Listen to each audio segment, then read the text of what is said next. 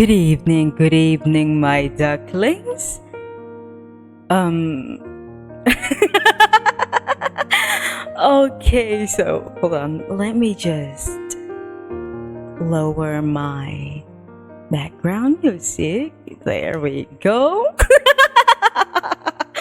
Anyway, you might be surprised right now. Okay, so this is not my real model, obviously. This is the Marin Kitagawa customizable model, but I thought it would be funny if I customize it so that it would look like me, but I'm really having trouble with it right now. As you can see, this thing, okay, my horns won't stay in place. If I move all the way to the right, it's not attaching properly. So I don't know, should I keep it or should I just go back to being a PNG? My earring as well, it's not staying where it's supposed to. Like, if I would love to like move around and it has really fun emotes too, like this one, but my main problem is that it's not helping me with this horn thing.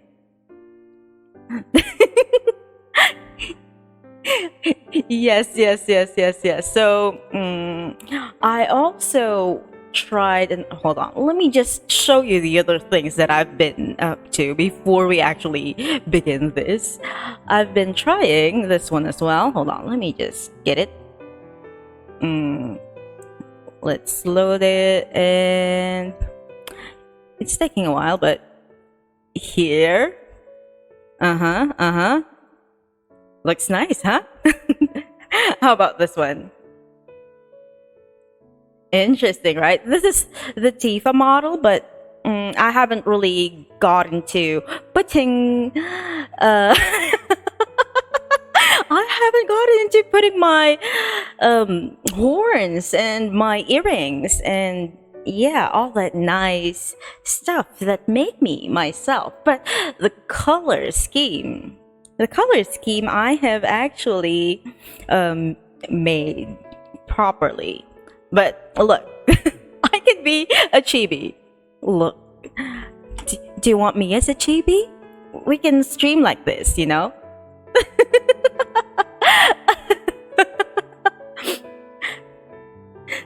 So, hold on. I think what we should do is, how do I?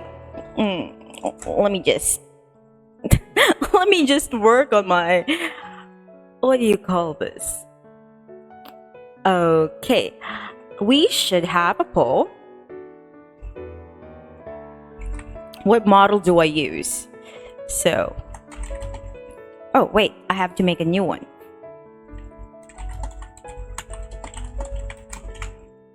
So the first option is Marin.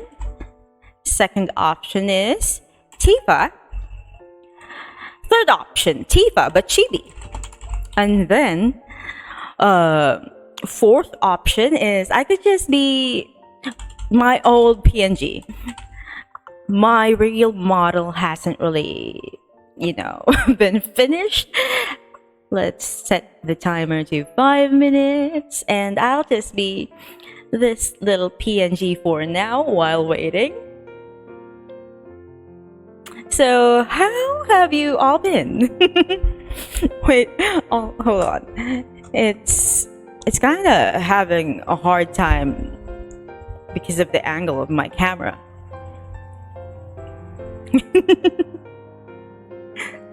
Wait, how do I move this? Oh.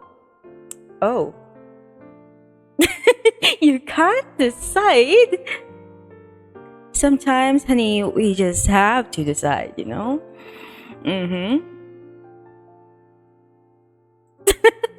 You have ascended?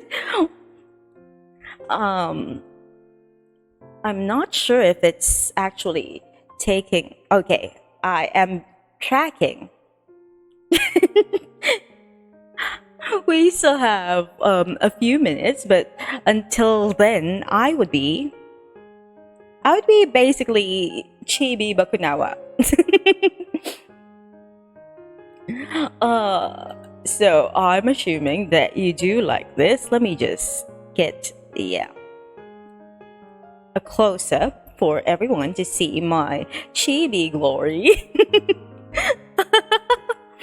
So tonight, while you are voting for which model we are going to use, I'm just going to introduce what we are going to do. So basically, as you can see to my... Wait, where do I face? Yes, to my left, over there, we will be reading SCPs tonight. So maybe not everyone knows what SCPs are, but basically, SCPs are a collection of stories and other creations from all over the internet. Well, not all over, but from people all over the internet congregating into this website. So the website I'm talking about is the SCP website itself, and basically SCP means to secure, contain, and protect. There is this fictional secret organization documented by the collaborative writing wiki project of the same name, so SCP Foundation.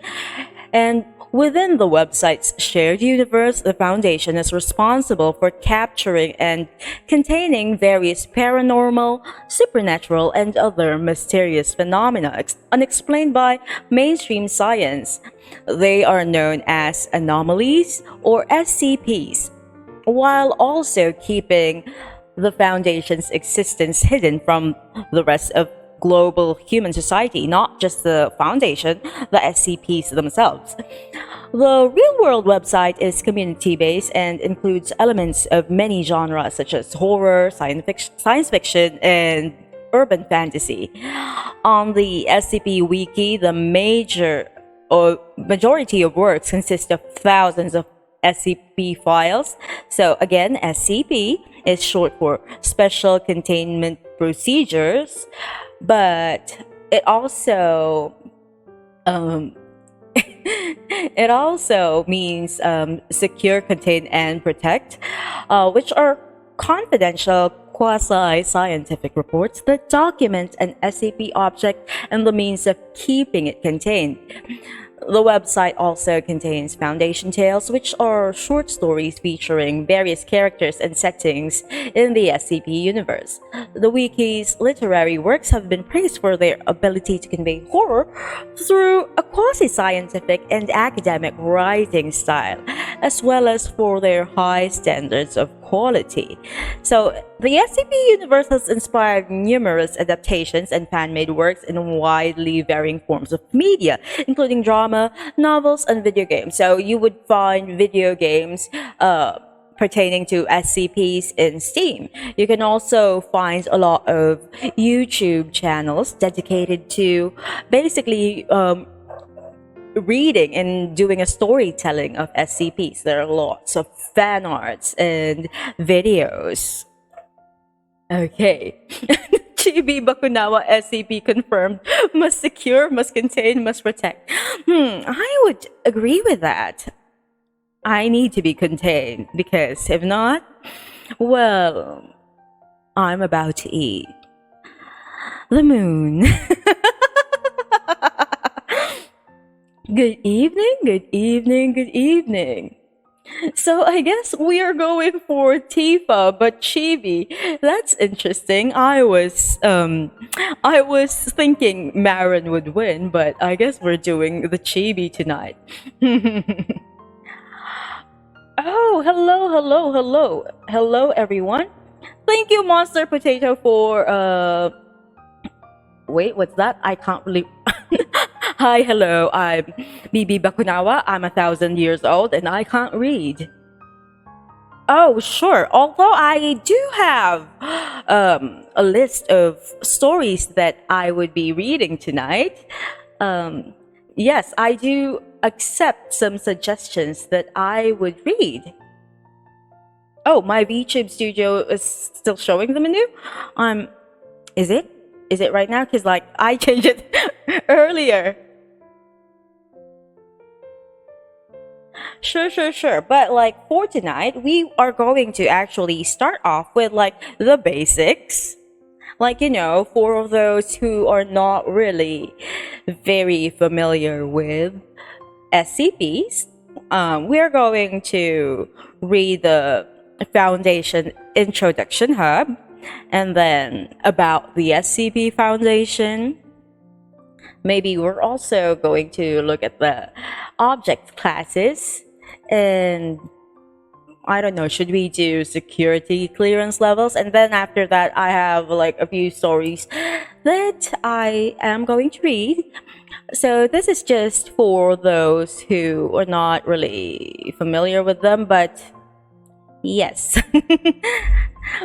If you have like suggestions. Oh. What? Oh, hydrate. Hold on. Let me just. Thank you, Remy. Thank you very much. And a stretch. Ah.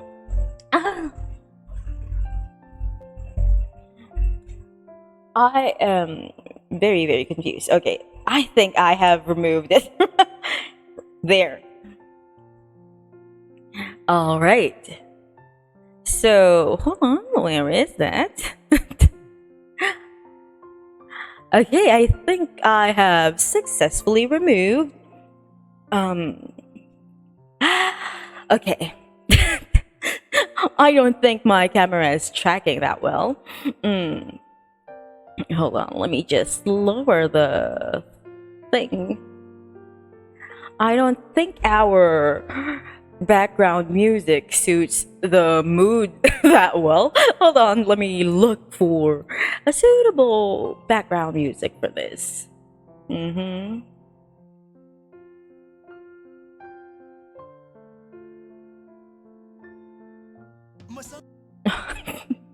Hold on, let me reread. Oh, yeah. Oh! I forgot that I set the, what do you call this? Hotkey to middle, mouse key? I mean, mouse button, like the one in the middle. Let me just stop the piano and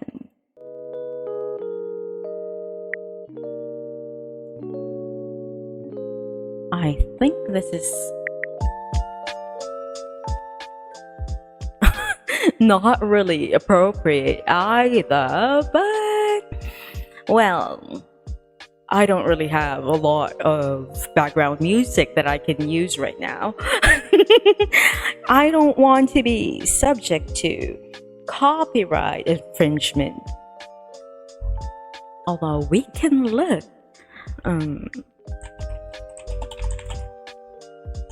I'm going to look for something that is more horror.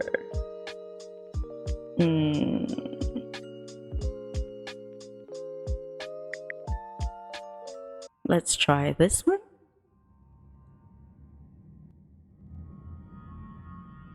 Okay, that kinda fits our vibe a little bit more. Let's begin. Oh. So, again, for tonight, we are going to learn about the SCP Foundation. Ducklings, are you ready?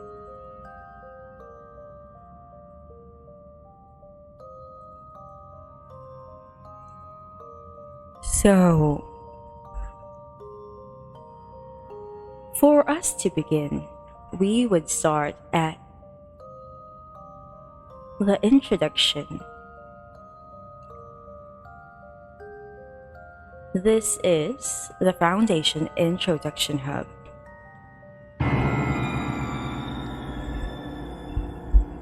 This is an automated message to Junior Researcher Duckling. Welcome to the SCP Foundation Researcher. It has likely been a difficult journey to find yourself where you are today, having to be scouted out by people you've never met before, and invited to exams and interviews for a position you were never fully told of. We can imagine you already have a few questions, whether it be where you are, who is here with you, or why you were chosen to be here.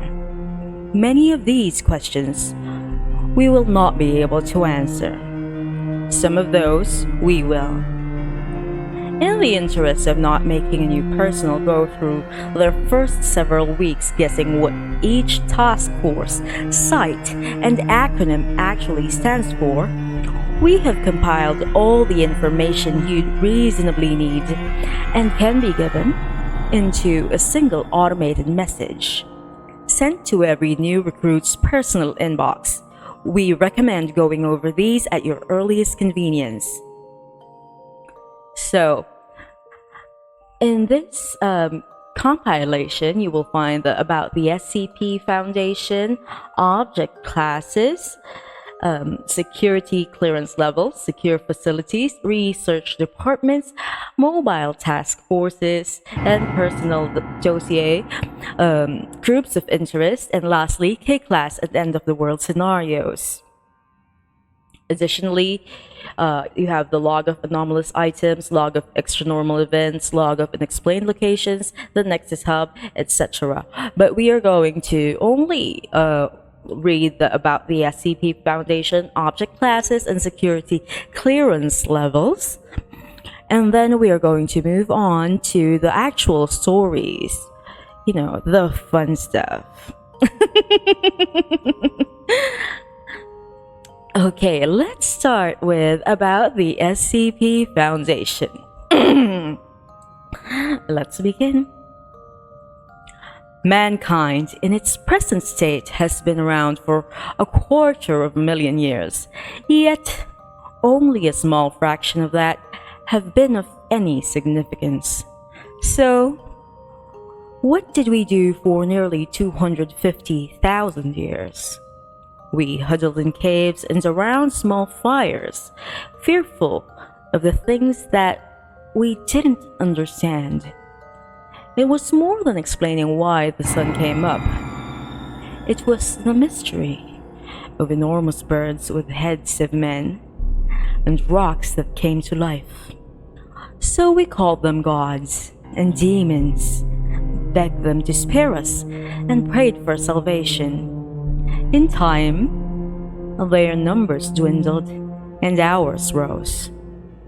The world began to make more sense when there were fewer things to fear. Yet, the unexplained can never truly go away. As if the universe demands the absurd and impossible. Mankind must not go back to hiding in fear. No one else will protect us, and we must stand up for ourselves. While the rest of mankind dwells in the light, we must stand in the darkness to fight it, contain it, and shield it from the eyes of the public, so that others may live in a sane and normal world. We secure, we contain, we protect. From the Administrator. Mission Statement. Operating clandestine and worldwide, the Foundation operates beyond jurisdiction, empowered and entrusted by every major national government with a task of containing anomalous objects, entities, and phenomena. Many of these anomalies pose a significant threat to global security by threatening either physical or psychological harm. All of them undermine the natural laws that the people of the world implicitly trust in. The Foundation maintains an extensive database of information regarding anomalies, requiring special containment procedures, commonly referred to as SCPs. The primary database contains summaries of such anomalies and emergency procedures for maintaining or re-establishing safe containment in the case of containment breach or other event. The Foundation operates to maintain normalcy so that the worldwide civilian population can live and go on with their daily lives without fear, mistrust, or doubt in their personal beliefs, and to maintain human independence from extraterrestrial, extra-dimensional, and other extra-normal influence. Our mission is threefold. Secure. The Foundation secures anomalies with the goal of preventing them from falling into the hands of civilian or rival agencies through extensive observation and surveillance, and by acting to intercept such anomalies at the earliest opportunity. Contain. The Foundation contains anomalies with the goal of preventing their influence or effects from spreading by either relocating, concealing, or dismantling such anomalies, or by suppressing or preventing public dissemination of knowledge thereof. Protect. The Foundation protects humanity from the effects of such anomalies as well as the anomalies themselves until such time that they are either fully understood or new theories of science can be devised based on their properties and behavior. The Foundation may also neutralize or destroy anomalies as an option of last resort, if they are determined to be too dangerous to be contained. Additional information will have been provided upon your joining us in pursuit of our primary missions. Welcome to the Foundation, and good luck. And that is the first part of our SCP storytelling. Hold on, let me just remove my in-ear monitor so I can actually listen to my background music. Hello from our first time chatters, from our viewers Rui Kaname and what's this? Wafuse or Wafuse PH? Oh, there is a Hachi raid. I did not know. I'm sorry. I was busy reading. Welcome, raiders. Welcome to my stream. My name is Bibi Bakunawa. I mostly do karaoke, tarot card reading. I also do games, mostly horror games. even though I play a lot of Valorant and Minecraft, I haven't really streamed them. But someday I will. Aside from that, yes, I do read stories. I used to read Heaven Official's Blessings in the past streams, but now we are currently reading SCPs. Welcome, Jurike. Everyone, welcome. Take a seat. This is not my usual form. This is the first time that you're seeing me as Chibi Tifa, and yeah, it's so bouncy and the tracking is not really working with me, but hey. Thank you, Hachi. Hachi is so lovely. I commissioned her to do my Valorant reactive PNG, but I haven't really used it because I'm too scared to stream Valorant because you will be hearing me cursing like every 5 seconds. Hello, Yamu! Welcome to the stream. We are currently reading SCPs. You are just in time. We have just finished reading about the Foundation. Our next article would be the object classes and the security clearance level. So make yourself comfortable. Take a seat. Oh, thank you. I do think so myself. Aren't I adorable? And bouncy. I like this bouncy. Yeah, you know what I mean. Hi, everyone. Again, welcome to the Raiders. I hope you enjoy the stream. And yes, we shall continue with our next article. Hold on, let me just... I think I lost the thing that I'm reading. Hold on. Okay, there we go. Okay.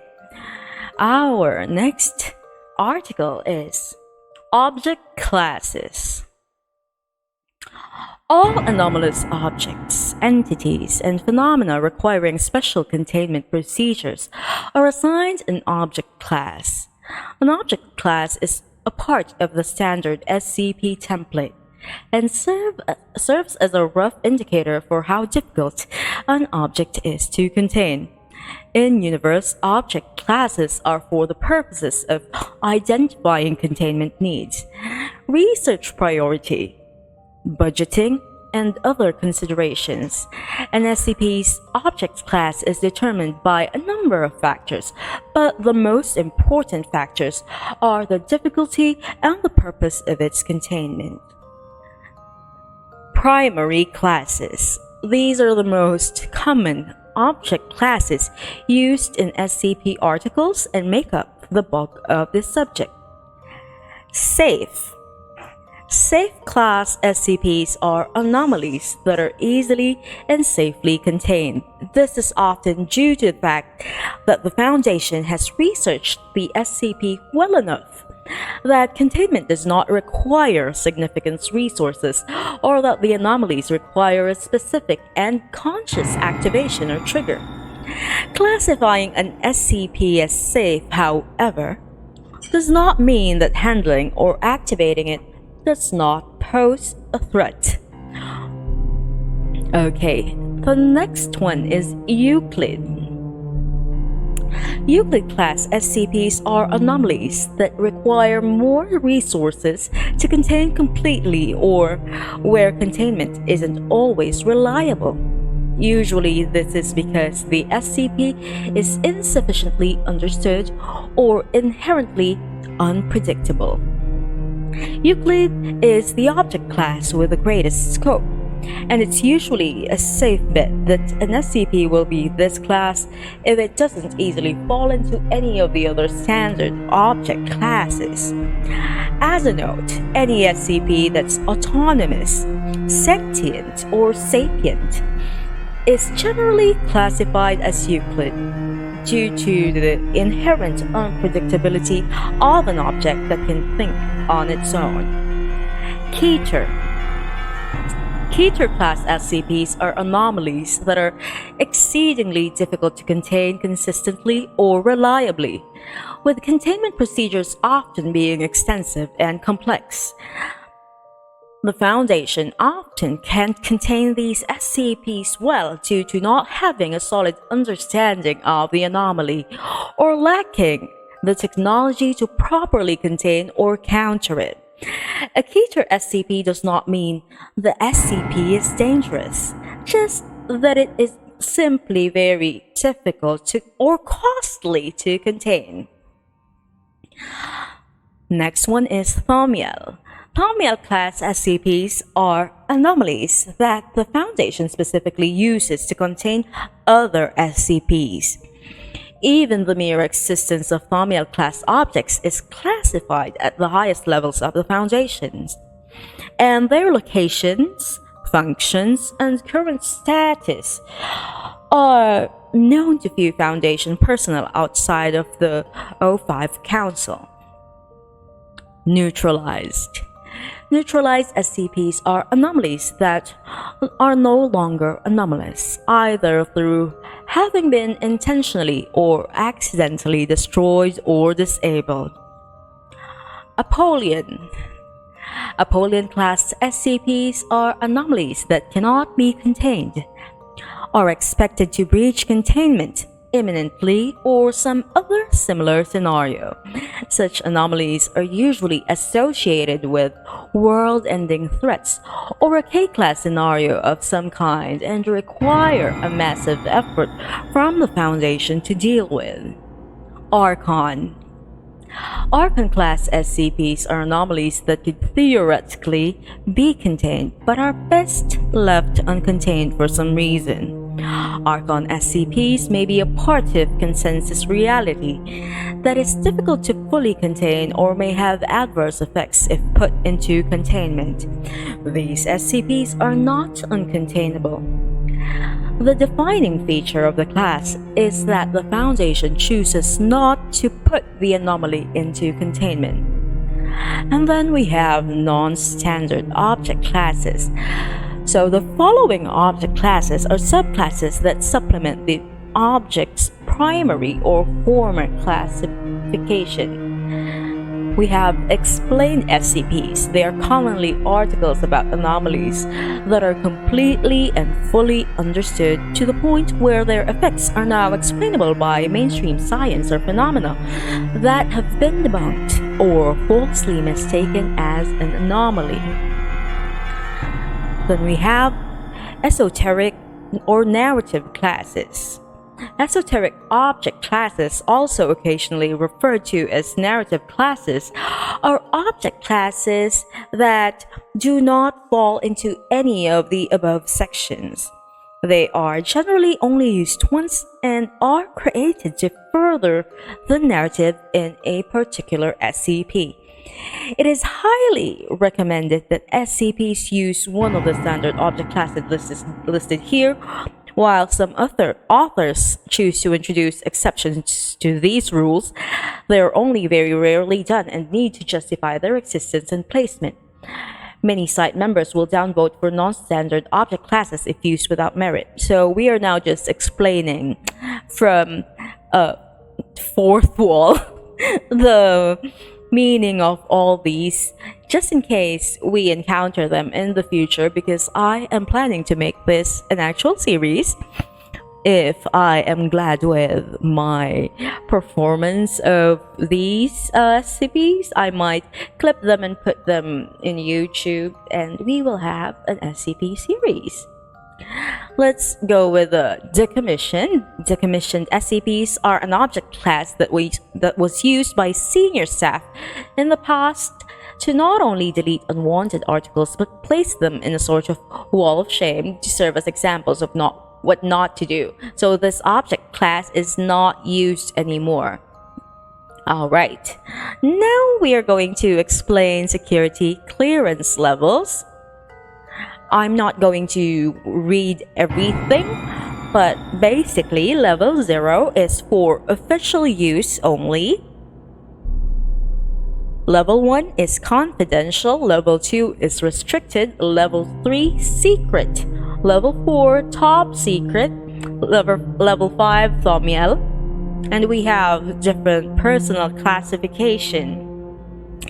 If you're a Class A personnel, that means you were deemed as essential to Foundation's strategic operations and are not allowed direct access to anomalies under any circumstances.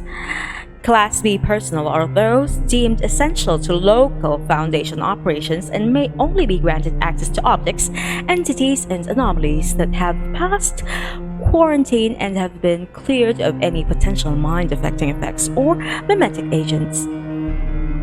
Class C personnel are personnel with direct access to most anomalies, not deemed strictly hostile or dangerous.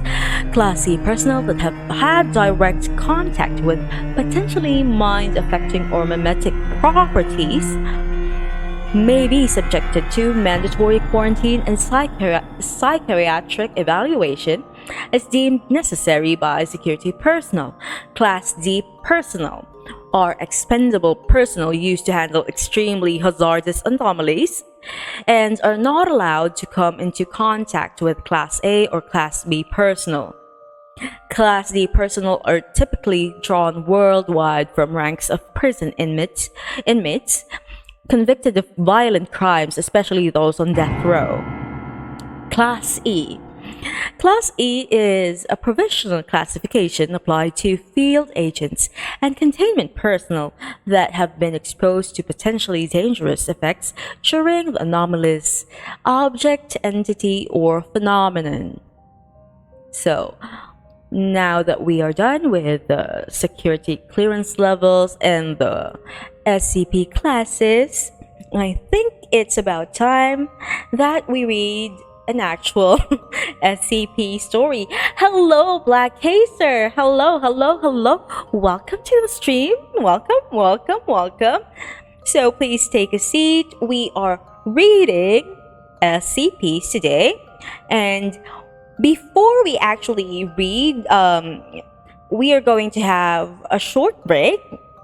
And yeah. So if you haven't had dinner or you need coffee, go ahead and, get your dinner, get your coffee, and I will see you in a few minutes. Hold on.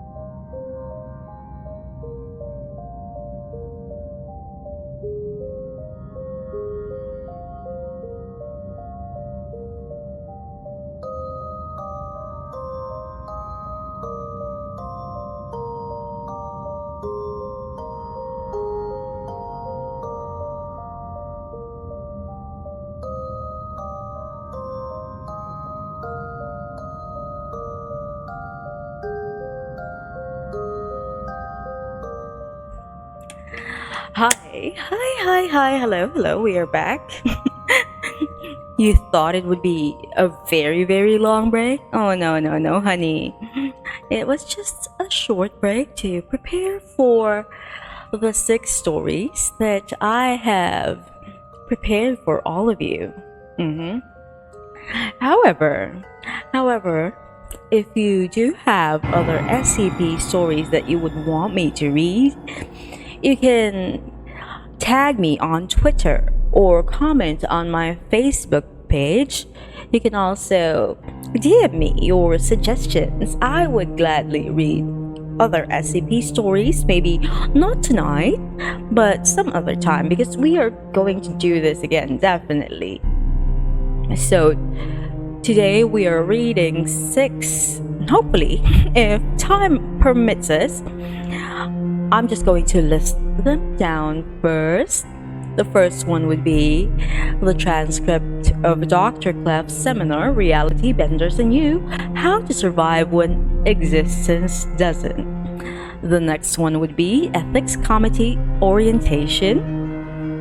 And then the O5 Orientation, The Seeker. We also have Visions of the Future, The List of Wonders. So those will be the 6 stories that is on the line of stories that we will be reading tonight. I don't know if we have the time to read all of them, but in the case that we are not able to finish all of them, there's always a next time, and this wouldn't be the last time that I'm reading SCPs for you, honeys. Are you ready? So, let's begin. Let me just listen to my... Okay. I'm just going to lower my background music just so that we are not really deaf from all this. I'm going to begin. Transcript of Dr. Clef's seminar, Reality Benders and You, How to Survive When Existence Doesn't. Afternoon, everyone. Have a seat. Get a cup of coffee and a muffin. Also, a reminder: the seminar rooms are weapons-free zone. Please make sure you've surrendered your weapons at the reception desk. I know, it's bullshit, but the last thing I need is an O5 complaining because one of you was walking around the blue zones with your piece. Everyone good? Cool. Today's seminar is about a subject near and dear to my heart.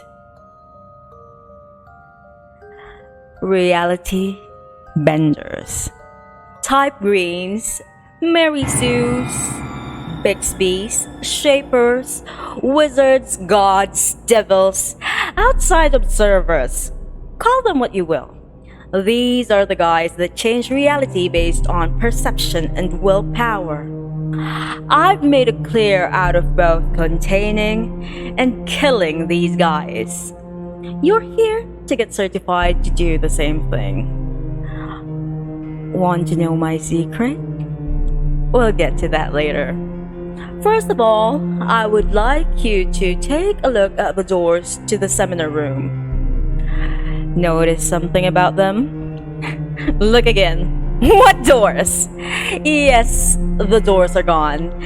Take a closer look if you want to. Touch them. They are not there. The doors have literally disappeared. But that's okay, right? You can still get out the windows if you want. Except, there's one small problem. There aren't any windows in this room either, are there? All the windows are gone. There's nothing but 4 blank walls, a ceiling, and a floor. No way out! But how did you get in? Starting to freak out a bit? Don't worry, just take a deep breath. You're going to be alright. Just a bit of a change to the way the room's set up. it's not like anything worse is happening. I mean, it could be worse, right? At least you're safe in here. It's not like the desks are coming alive to kill you now, is it? Wait, yes they are! The fucking desks are going to kill you. What you gonna do now?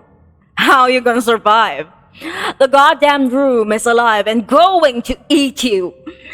Watch for those fucking desks. They've got teeth. Get the fuck away from there. Now, you wanna live? You're gonna have to fight. Don't try to deny it, you motherfuckers. This is real.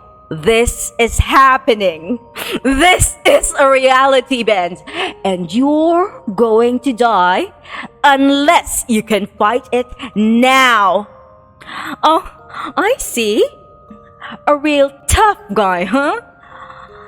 What the fuck are you gonna do with that 9mm? That gun really going to do anything against a reality bender? I can turn your goddamn bullets into sand. I can turn your eyes into jello. I can turn your gun into a fucking bagel. Now, put that damn gun down and lie the fuck down on the ground, you fuck nugget. I am a living god, and you are nothing but a fucking insect. What do I want? What do I want? What the shit do I need from a fucking turd like you? I don't want anything that you can give me, except to be my plaything. And that's all you fuckers are gonna be. You're gonna be nothing but toys in front of this god queen for all eternity. There is no escape, no respite. You will live when I say live.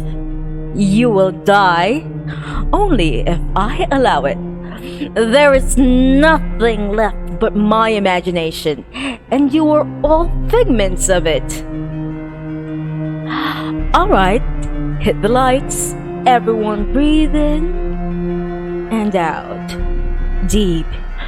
Breathe in, breathe out. Breathe in, breathe out. You feeling better now? Let me tell you what just happened.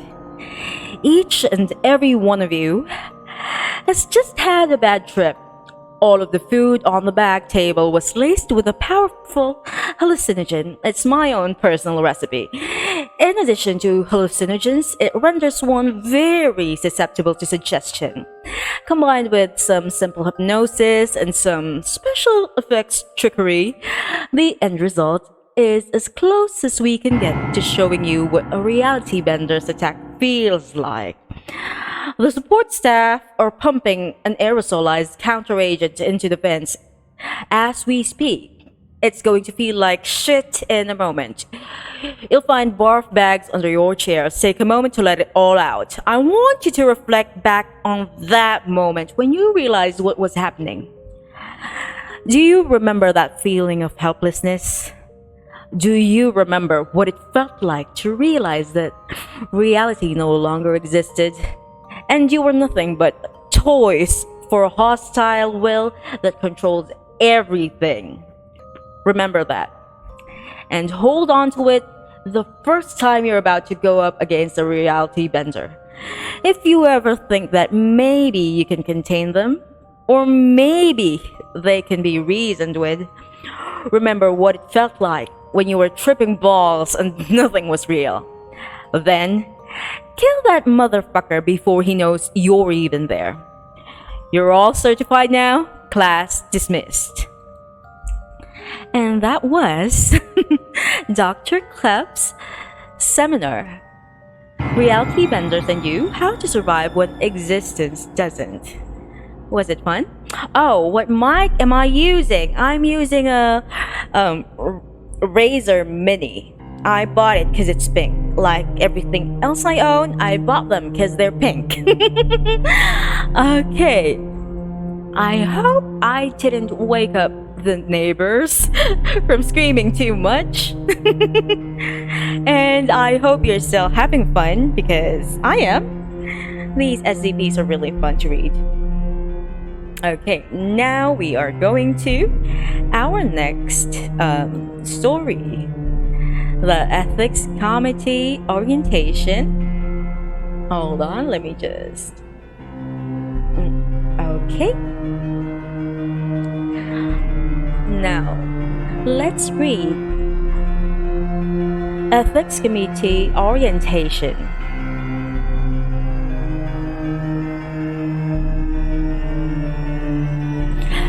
Good afternoon, doctor. Sit down. Your schedule has been cleared. Do not attempt to leave the room until you are told that this session is over. The door is already locked, but it is crucial you pay attention. Good. You are now part of the SCP Foundation's Ethics Committee. This is not a demotion. Sit down. Yes, you're terrified. You think you're being punished for some failure, some lapse of judgment, some horrible disaster that you're involved with. You think that your career with the Foundation is over. You might even thought that you've transferred to the Ethics Committee like it's a euphemism for killed. This is not the case.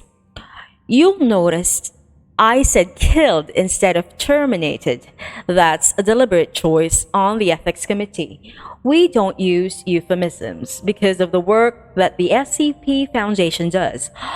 A lot of personnel think that the idea of the Foundation having an Ethics Committee is just a bad joke, or they know that the committee exists, but they've got the impression that we're an ineffectual laughing stock, a bunch of purposeless seat fillers who wave a rubber stamp and says approved and never dare to voice an objection. Yes, I see you've heard the jokes. Here's one. How many members of the Ethics Committee does it take to change a light bulb? None. The Ethics Committee can't change anything.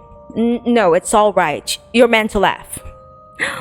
We make an effort to sustain the impression that we're useless because we are the secret power within the SCP Foundation. Sit down. Yes, there are O5s. They judge what is and isn't safe and what's a vital and important function. But we are the ones who advise the O5s on what is and is not acceptable. You've done horrible, awful things while working for the Foundation. Don't try to deny it, Doctor. We've all done horrible, awful things while working for the Foundation. That is one of the unavoidable consequences of working with SCPs. And on occasion, you've wondered if we are the quote-unquote bad guys. Well, we're not. And that is because of the Ethics Committee. This is your first lesson. Do you understand? Remember this. The Foundation is not evil. We do not torture people just because. We are against unnecessary cruelty, which means somebody has to decide when cruelty is necessary. And that somebody is us. Stop trembling. It is important that you remember this. It is your second lesson. The Foundation does not rule the world. The Foundation serves the world. Do you understand what that means? Regardless of what the general population might think it wants, what we do, what the Foundation does, is in the overall best interests of that general population. Yes, I'm sure you did realize that already, but you haven't thought of the deeper implications. You've consoled yourself by thinking that all the torture and murder is for the greater good. This implies that there is a greater good and a lesser good. It implies that there are multiple distinct goods and that these can be quantified and compared. This is what we on the Ethics Committee do. We are the ones who balance the moral costs of everything the Foundation does. And in order to balance those costs, we must know those costs. Do you realize what that means, Doctor? It means that we know everything the Foundation does, has done, and will ever do. Everything that has ever been redacted or expunged, we know it, every last detail. Including Procedure 110 Montauk, yes? Everyone always asks that. Yes, we know exactly what it is. We should. We're the ones who designed it. No, it's quite alright. It's a common reaction. Perhaps we shouldn't schedule these meetings directly after lunch, I suppose. Here, wipe your mouth. You will no longer be participating in active research. You may consider yourself a researcher at large, flitting from one project to another, from one site to another, at will. This is not a secret. You're welcome to tell all your friends that you have been transferred to the ethics committee. If you can deal with the jokes and the pity, you will observe what is done and ask the participants and yourself, why is it being done? If at any point you feel that something is excessive or unnecessary or wrong, you inform us. We will summon the people involved and ask them questions in that meek, ineffectual way that your co-workers have mocked. And then word will filter down from the O5s through the many levels of our bureaucracy, and those who are unethical will be given reprimands, which will be noted on their permanent record. Or their pay will be cut, or they will be demoted, or they will be transferred to another project, or they will be shot for crimes against humanity. This is your third lesson. Remember it. The P stands for protect. The Foundation protects humanity from SCPs, and we protect the Foundation from itself. We judge what is and is not acceptable for the Foundation to do. We balance evils so that on the whole, and in the long run, evil is minimized. No, you don't have a choice about being on the committee. Yes, the irony is lovely, isn't it? And that was Ethics Committee Orientation.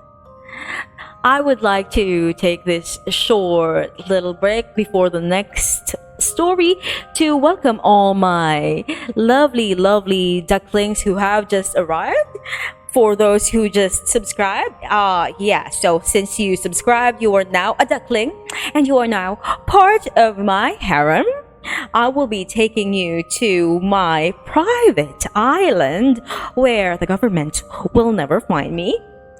Some may call it Biringan. At least that's what the humans call it.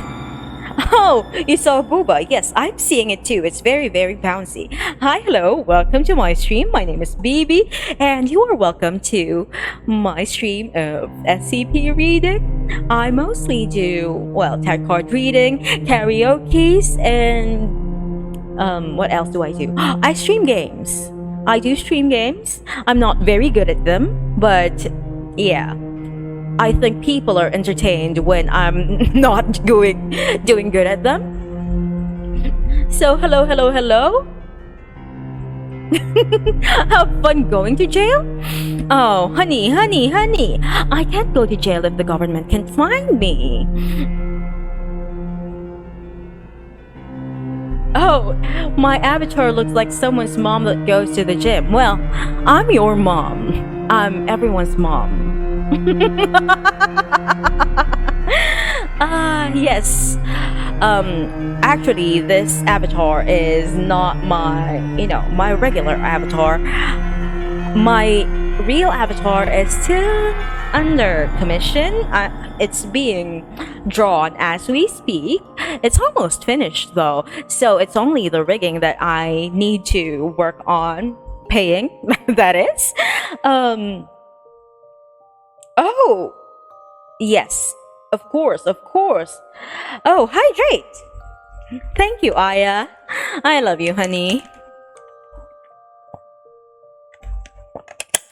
So yes, BIR will never ever find me, even if they find out that I am in Birmingham. Have fun finding it, honey. Also, again, welcome to my stream for those who are new. We are currently reading some SCPs, and we are on the third one. Well, the third official one. We have 6 for tonight, so we are Wait, are we halfway? No, we have 7, and we're not yet halfway because this is the third one. Oh, thank you. I'm glad that you find my voice sexy. I do think I am sexy too, even if I'm currently in my chibi form. This is not really my real form. Hold on, let me just how do I change back? Oh, there we are. Let me just move down a bit. So this is the original form of this model. This is not really my model, actually. My model is currently a PNG, and I haven't really put on my horns and the rest of my outfit. But this is what I'm using for now, just for fun. Because we had a poll earlier, and what one was this tiny chibi. Okay, I cannot be seen. I'm too short. I need to go up a little bit so that, yes, there we go. Now you can see me. Hi, hello. So now let's go back to actually reading the SCPs. Our next story is the O5 orientation. Okay, have a seat, gather around. Alright, now we will start. The O5 orientation. I was there when a man ripped through 5 steel doors and tore a man in half with his bare hands. I was there when horrible things erupted from a plane in mid-flight and set the sane world ablaze. I was there when the green made the dead dance and scream. I was there when the orders came through, when those orders were carried out, and when they told us they needed to be carried out once a day, every day, for the rest of her life. I was there when the 2 best men I have ever known crumpled in an instant because they looked away, and I stood there, staring into that ridiculous face, that absurd, ridiculous face. That was the last time anything ever surprised me. When I woke up in an infirmary bed to be told that I have been promoted, I wasn't surprised. When they told me that they had falsified my death and administered anesthetics to the people who knew better, I wasn't surprised. When they brought me to the command and I met the others, I wasn't surprised. Then they told me that as part of the O5 orientation, they were going to explain to me what SCP-001 was. I wasn't surprised. When I met the rest of the council, they told me that as per protocol, I would be given an introductory letter from the administrator. When I asked them where the administrator was, they simply told me, "We don't know." I almost laughed. Didn't the O5 know everything? They handed the letter to me and left the room. When I asked why they were leaving, they said, "For privacy." I merely blinked at him. At this point, I wondered whether the whole thing was a joke, so I sat down in the chair they left for me and opened the piece of paper. "Welcome, newly appointed overseer. You have questions. Perhaps you don't even know what they all are or care what the answers are at this point. But you have them. And you have many. If you open this letter expecting those answers, I will tell you all that I have, which is none. What is SCP-001? There isn't one. Was there a first anomalous object that was discovered? Of course. Was it important? Probably not. Confused? Good. At least you're still human. That's all we are. Human beings. Human beings that thought we could reliably record the destruction of sanity. We were fools. We still are.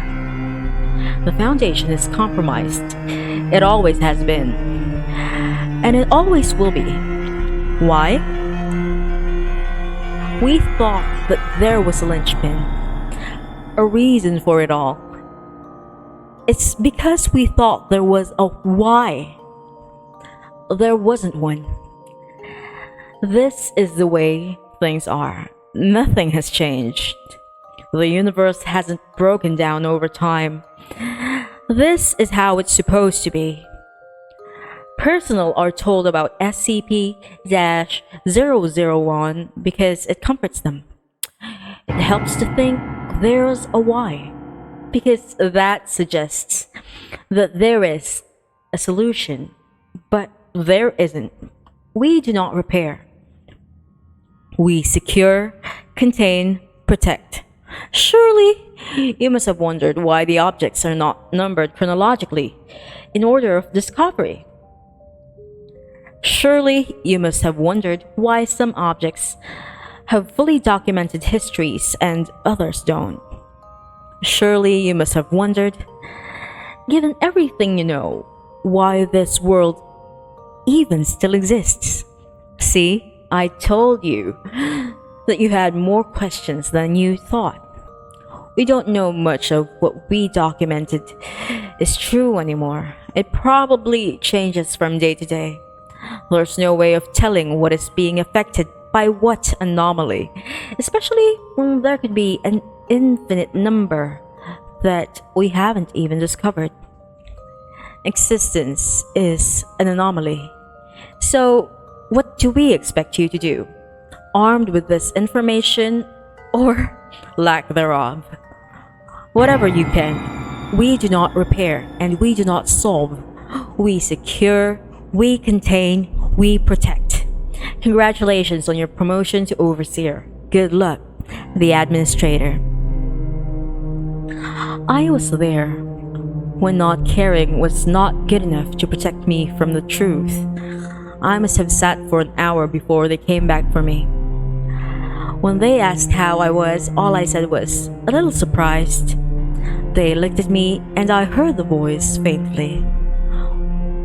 Welcome to Overwatch, Brian. The rest is history. If such a thing exists. There is one more thing though. The letter had a PS. Don't worry about it too much. Whatever you think is the truth is probably good enough anyway.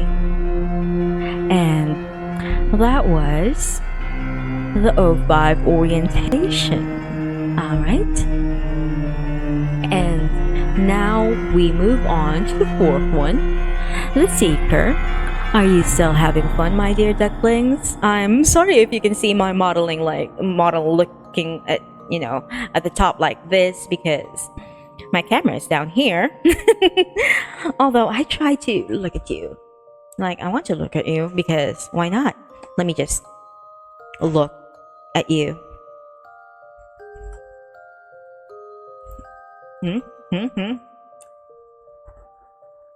Hi, duckling. I'm a big chibi. Anyway, I'm gonna go back to my original size, or at least not that big. Let me just grow smaller, because let me do the bouncy thing before we go. And no one has redeemed stretch, so I'm gonna stretch myself. Yes, let's do that. Yeah, okay. Now, okay, we are going to continue. Hold on. I think I'm a little bit too way up. Let me go down. Yes, that's good. And we are now going to read The Seeker. Are you ready, ducklings? Are you ready? Ready for the next story? I sure hope you are. Let's go. The Seeker. Sender was blessed of old Aggie. His 7 daughters and 21 granddaughters were proof of that.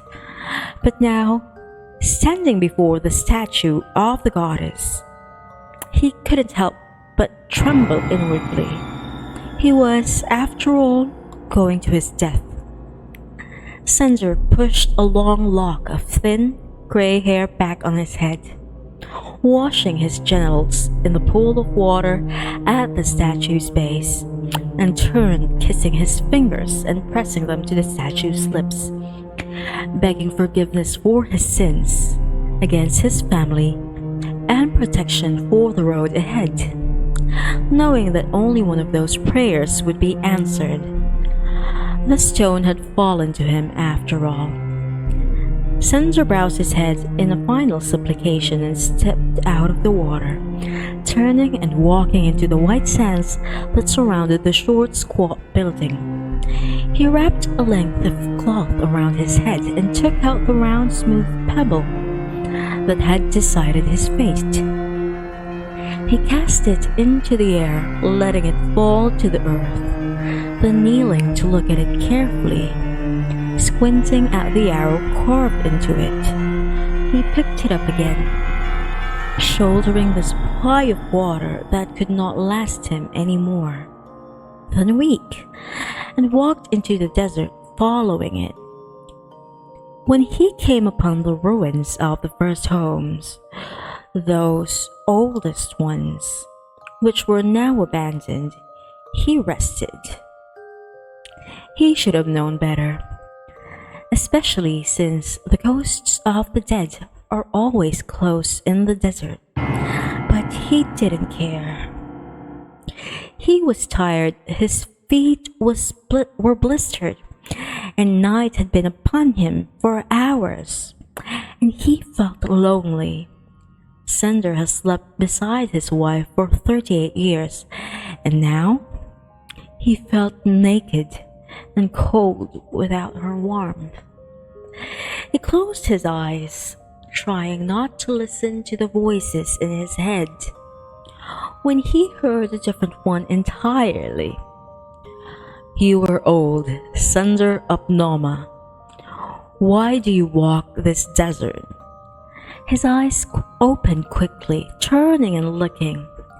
Seeing a butterfly resting on the edge of the wall, he immediately leaned up and lowered himself, his forehead touching the ground. "Lord, you honor me." The voice did not continue to speak. Sender cursed inwardly when he realized that he had not answered the question.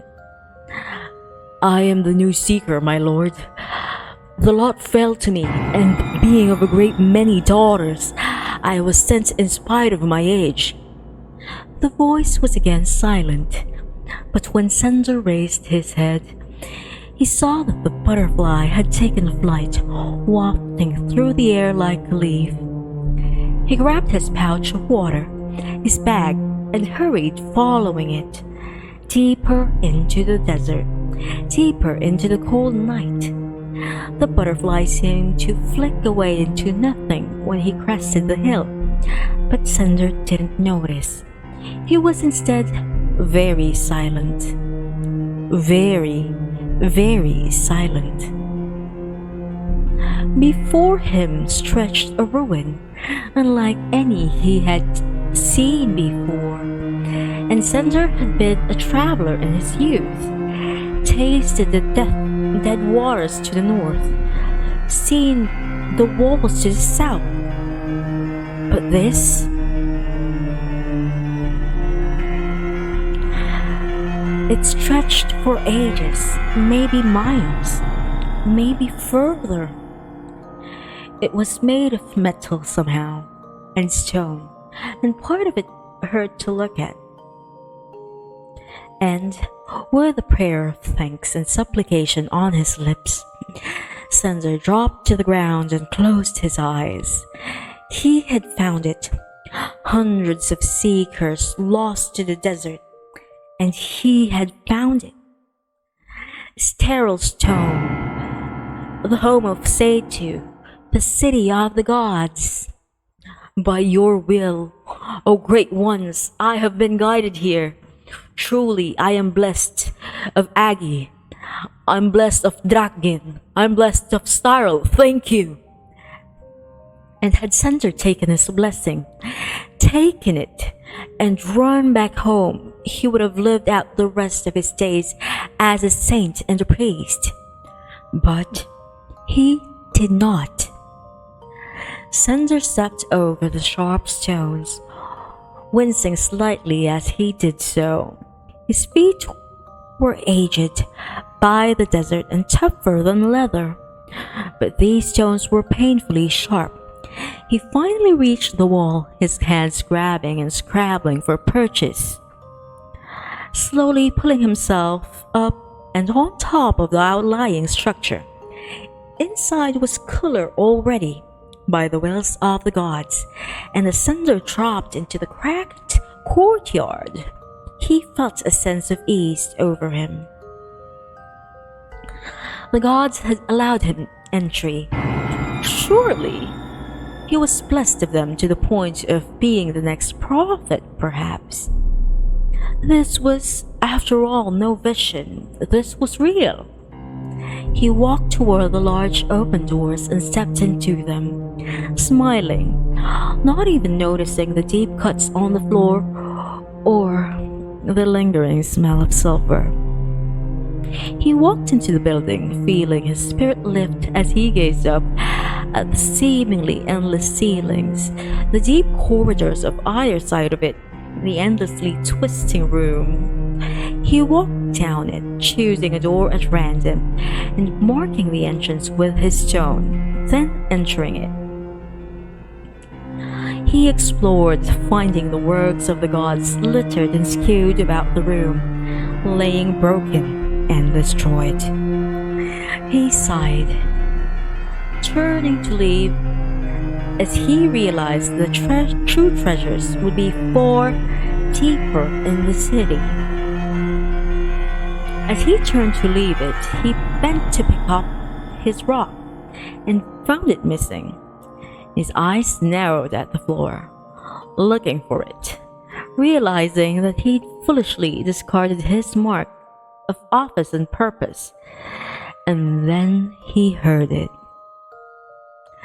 It was a roar, but unlike any he had ever heard. A sound worse than those the demons made when they were butchered. And it was quite close, he feared. So he did what every coward who knows he is going to die does. He ran. Sender's legs were old and tired, but the desert makes strong folk, and he could run. The doors were gone. Gone too, whatever the ancients sent such things as displeased them. And Sender instead ran for a different path, hoping that somehow he would be given exit, that the gods would forgive him, even though he knew that they would not. He hurried and ran deeper and deeper, hearing the walls turning and crashing behind him, breaking into nothing, as he heard the thing's voice calling to him. Sender, it murmured, in a voice that somehow echoed and surrounded him. Steril's tomb was huge, infinitely long, and full of twists and turns. He was given short moments of joy when he thought he'd escape, followed by deep moments of fear and sorrow, as he realized he did not. Who knows how long Sender fled the beast?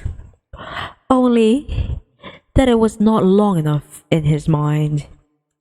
He ran and finally fell, turning and looking at the beast, its great maw opening and splitting into 4 parts. its terrible teeth easily pushing into his skin and through it. He screamed loudly as Kite and Cinder screamed and screamed. But the gods wouldn't hear him, and there he died, learning too late that the blessing of one god is the curse of another. The old man's yellow toothy grin looked also as terrifying as the story had sounded, and the children quickly fled while the old man laughed loudly, slapping his knees and coughing as his laughing fit caught up to him. He turned to leave until a small voice caught him. But what was it Cinder found? It asked. The storyteller turned, looking at the small, deeply tanned boy, no older than 12. What did he find? The man asked. Why, he found just what he thought he found. The home of Seitu, the city of gods, Steryl's tomb. And the little boy shifted on his feet some, licking his cracked lips. So, was he blessed? He asked.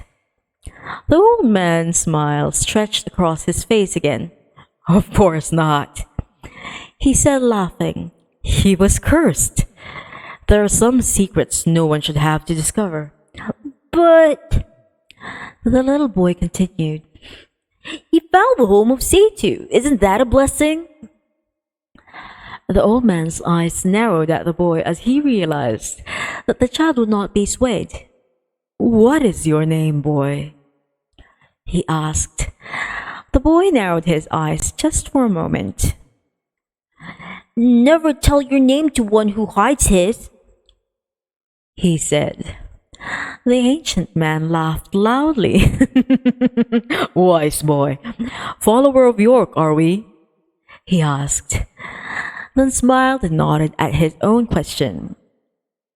I am called Benedum, he said. The boy nodded. My friends call me Roni. Well met, Roni. Come, let me tell you a tale of York.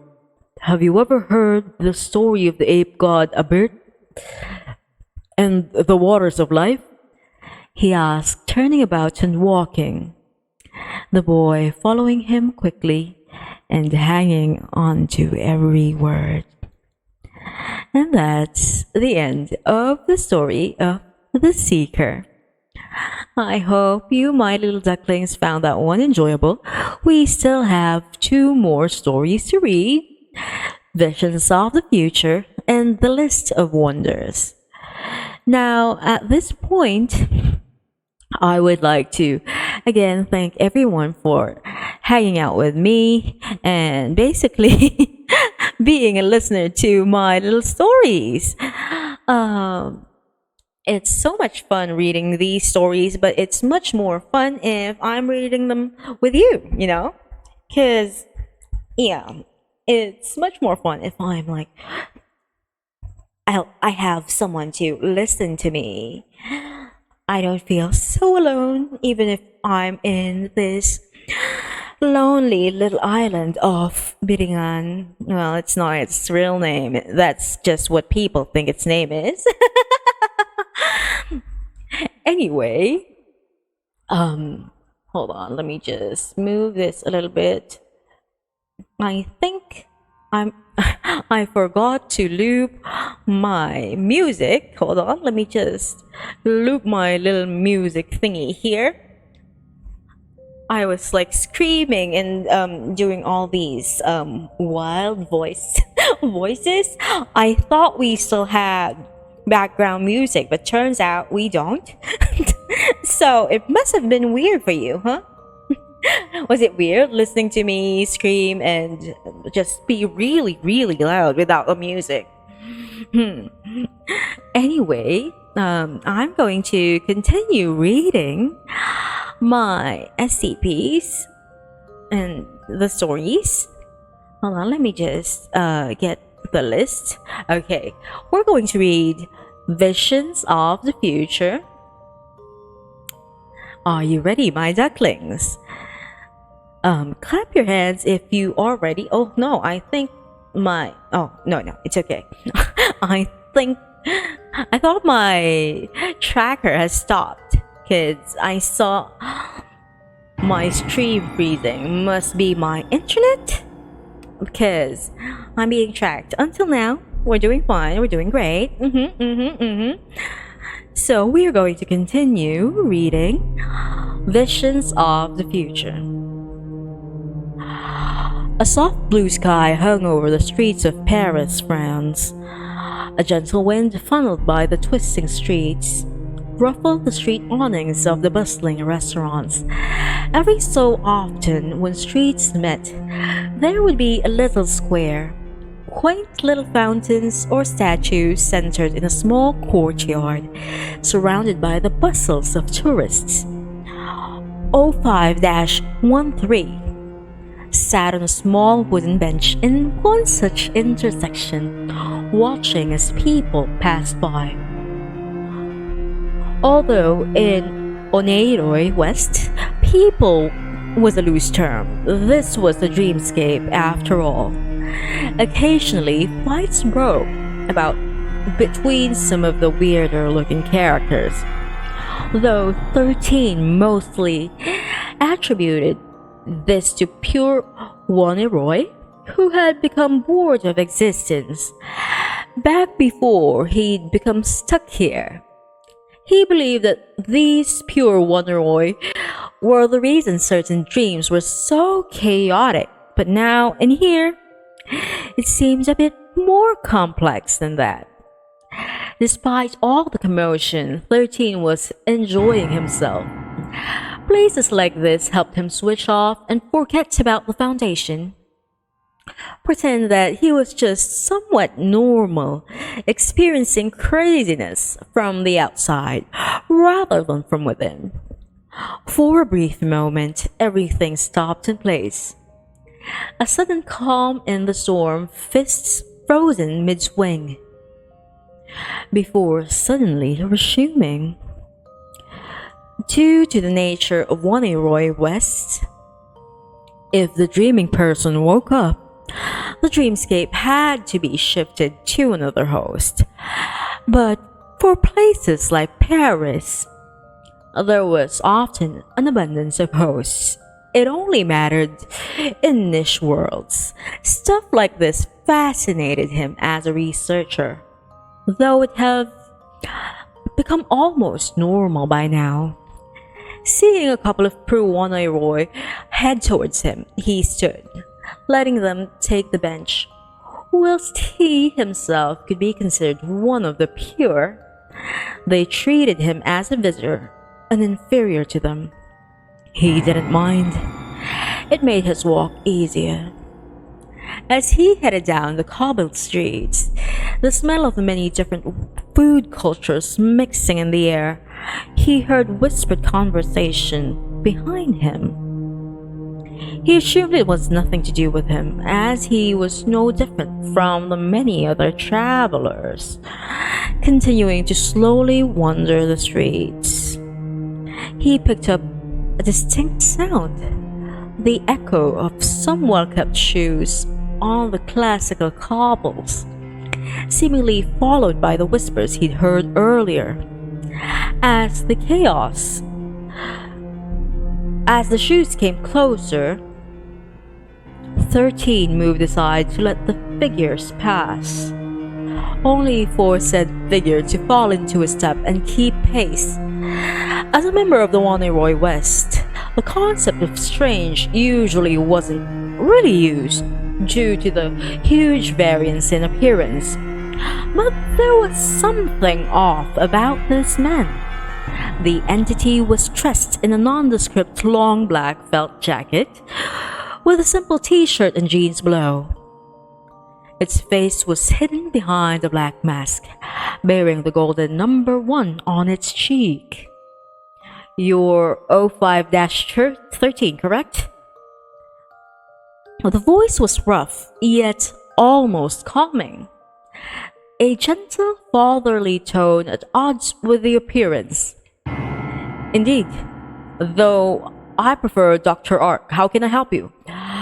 I'm Fedrus. Just wanted to talk. From a complete stranger? That sounds rather suspicious. I'm afraid I won't make a very good ransom to hostage. If that's what you're after? No, sorry if I caught you off guard. Your activities concerning the archiving and better containment of anomalies interest me. Well, I wouldn't quite say that. I give people a hand every so often. 13 didn't think the Foundation had another member within the dreamscape with that level of clearance, but he supposed it was possible. Don't worry, I know about your dealing with the Ethics Committee. Dealings make it sound like something underhanded. I merely support and encourage their growth. Meaning, you're rather upset at the recent turn of events, correct?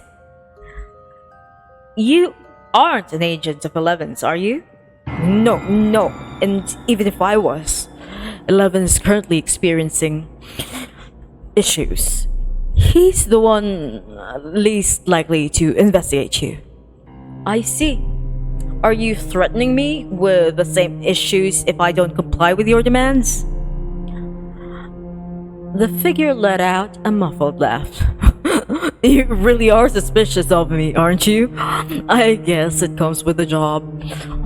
What if I was to tell you that your news tightening analogy was surprisingly accurate? How did you...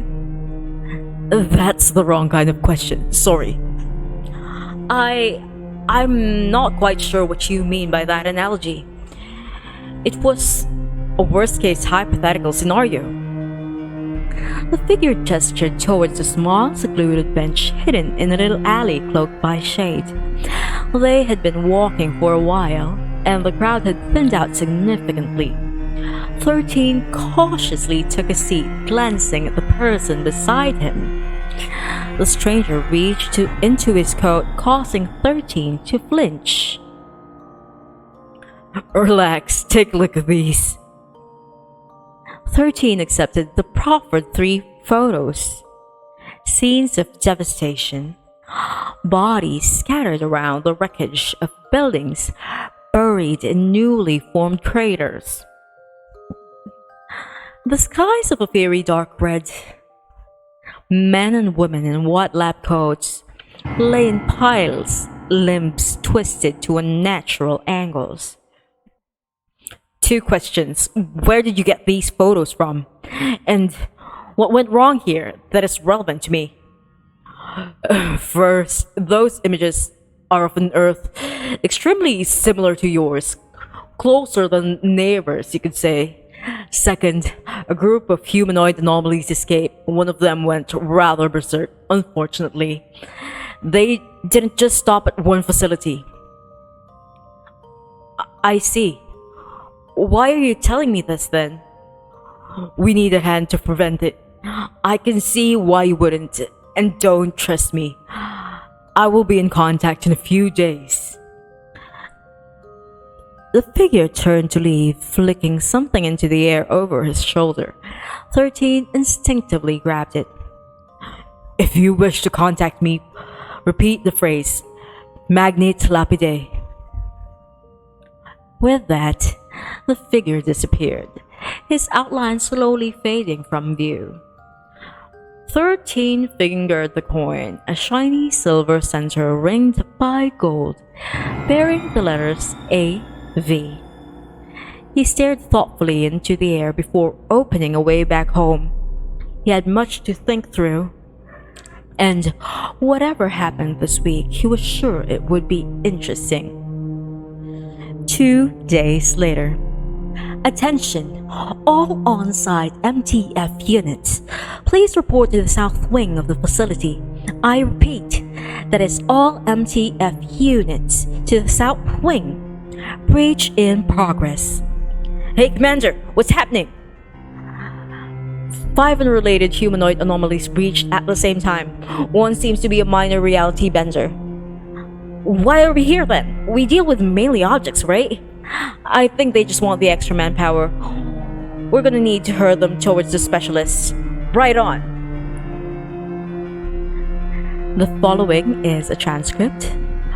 05-7. The ethics committee is your pet project, isn't it, 13? For those anomalies were under your purview. What happened?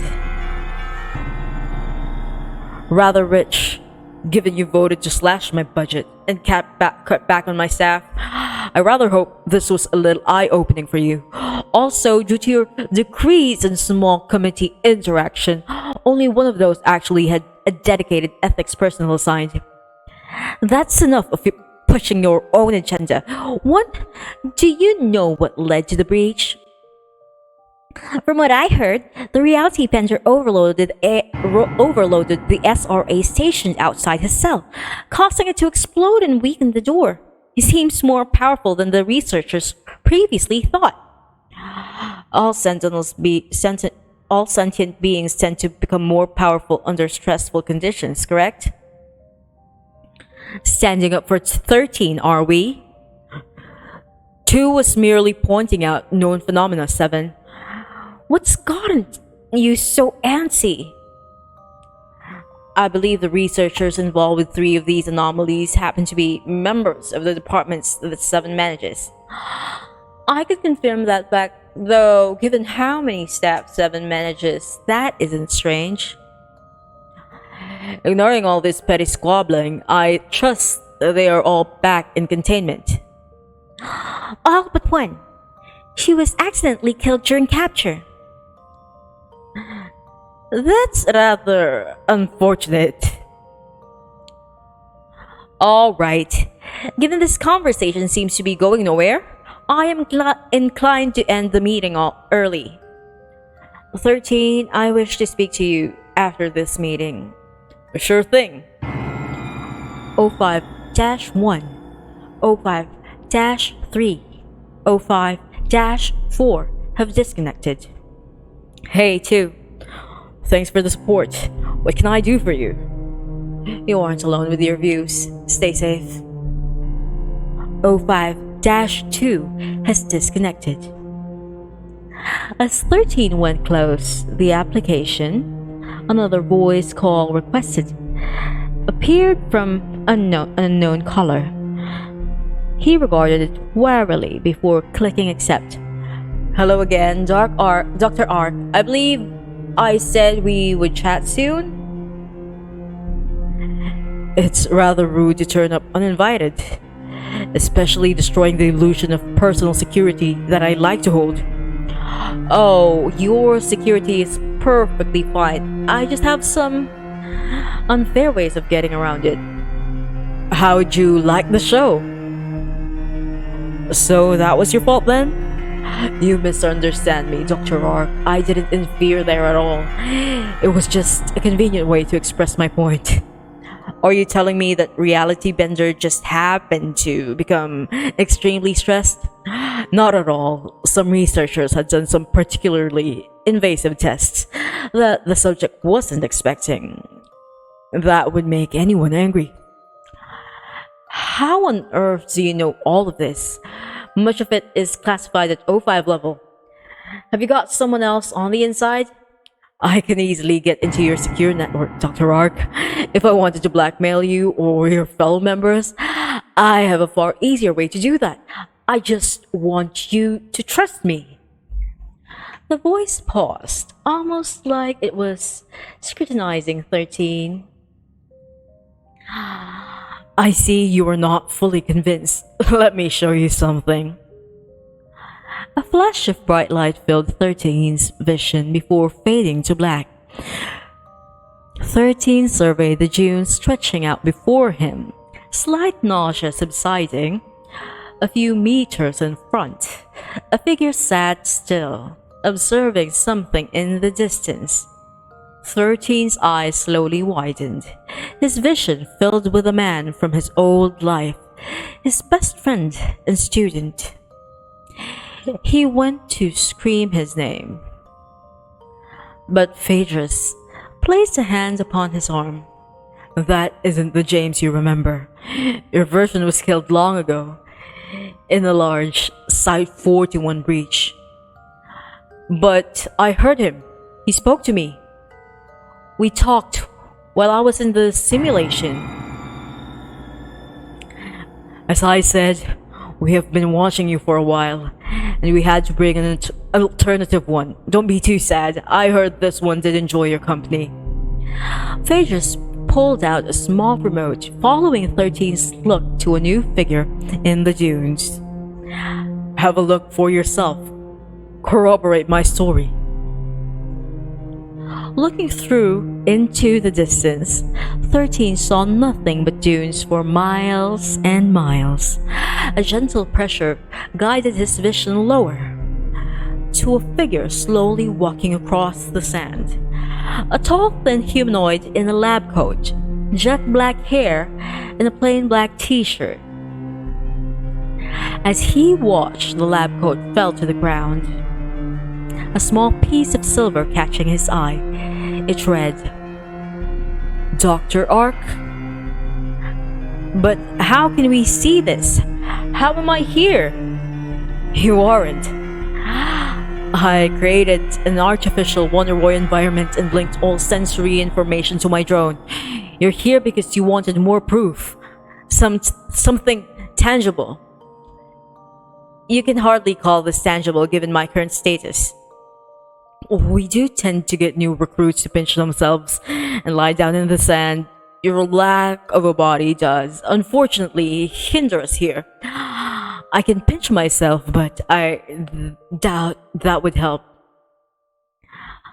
Suppose I believe you. What is this place exactly then? Phaedrus looked up, his finger idly stirring sand.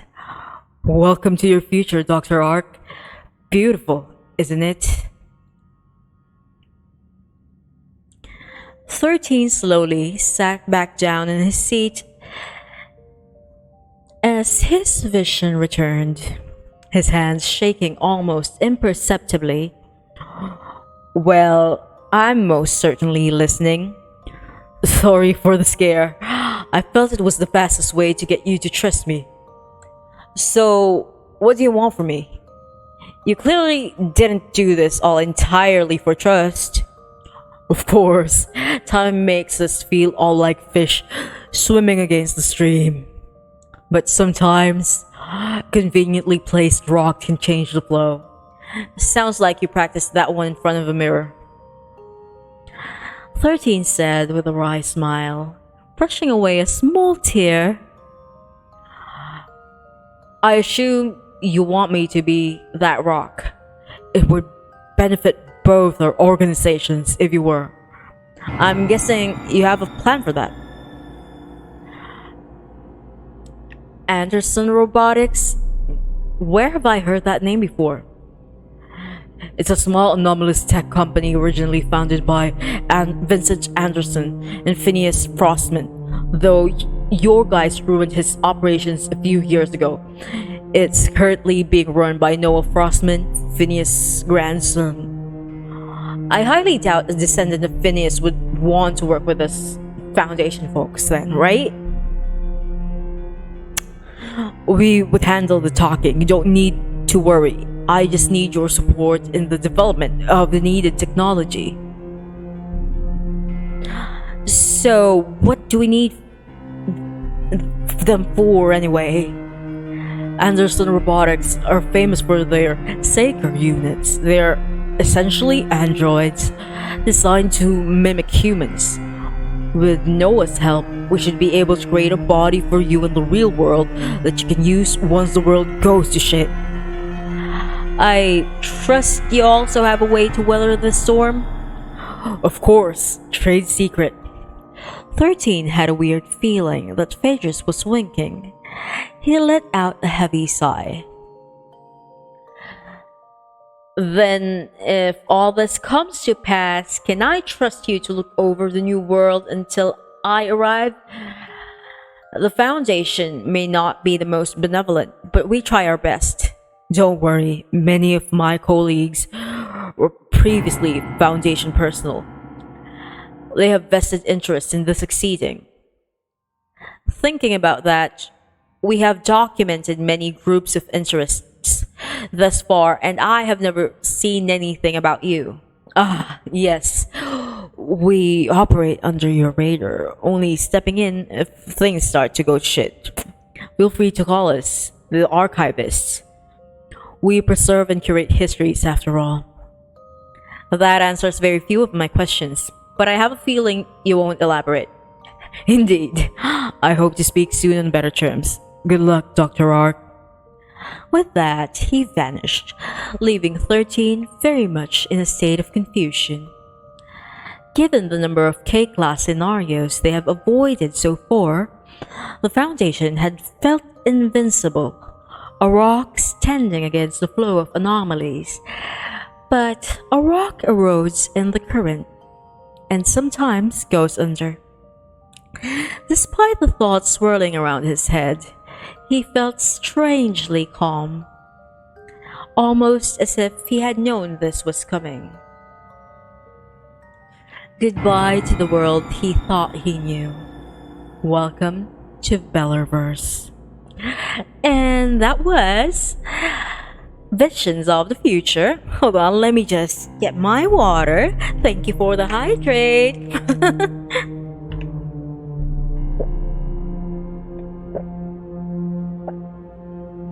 Hi, welcome. I didn't see that Halia is here, honey. Hi, hello. Welcome to my stream and have a seat. We are just reading some SCPs. We are actually on to the last one. But yeah, it's been a fun night reading all these stories. We didn't really actually read the containment procedures, but we are reading the stories about them. The last story that we are going to read is The List of Wonders. Hold on. Let me just... Okay, I think we do have time for this one.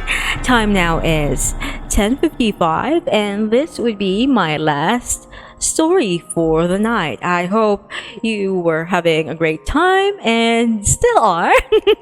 I hope you enjoyed my story reading. I hope you like this bouncy little chibi bakunawa thingy. I'm still trying to figure out how to put the horns on these, like on this one and on the Marin editable thingy, but I still haven't. So until I figure it out, this will be what we look like. Or I don't know. If I do a gaming stream, I might probably just revert to my PNG because it's kind of I don't know. I don't know yet if I can handle doing both VTube Studio and what do you call this? Heavy games, but hopefully they can. It's just that this model in particular and the other one, the Marin one, are kind of heavy since they have a lot of things in them, like customizations, a lot of toggles. Yes. Thank you. I actually have been thinking about doing SCP readings for my YouTube channel like a few years ago.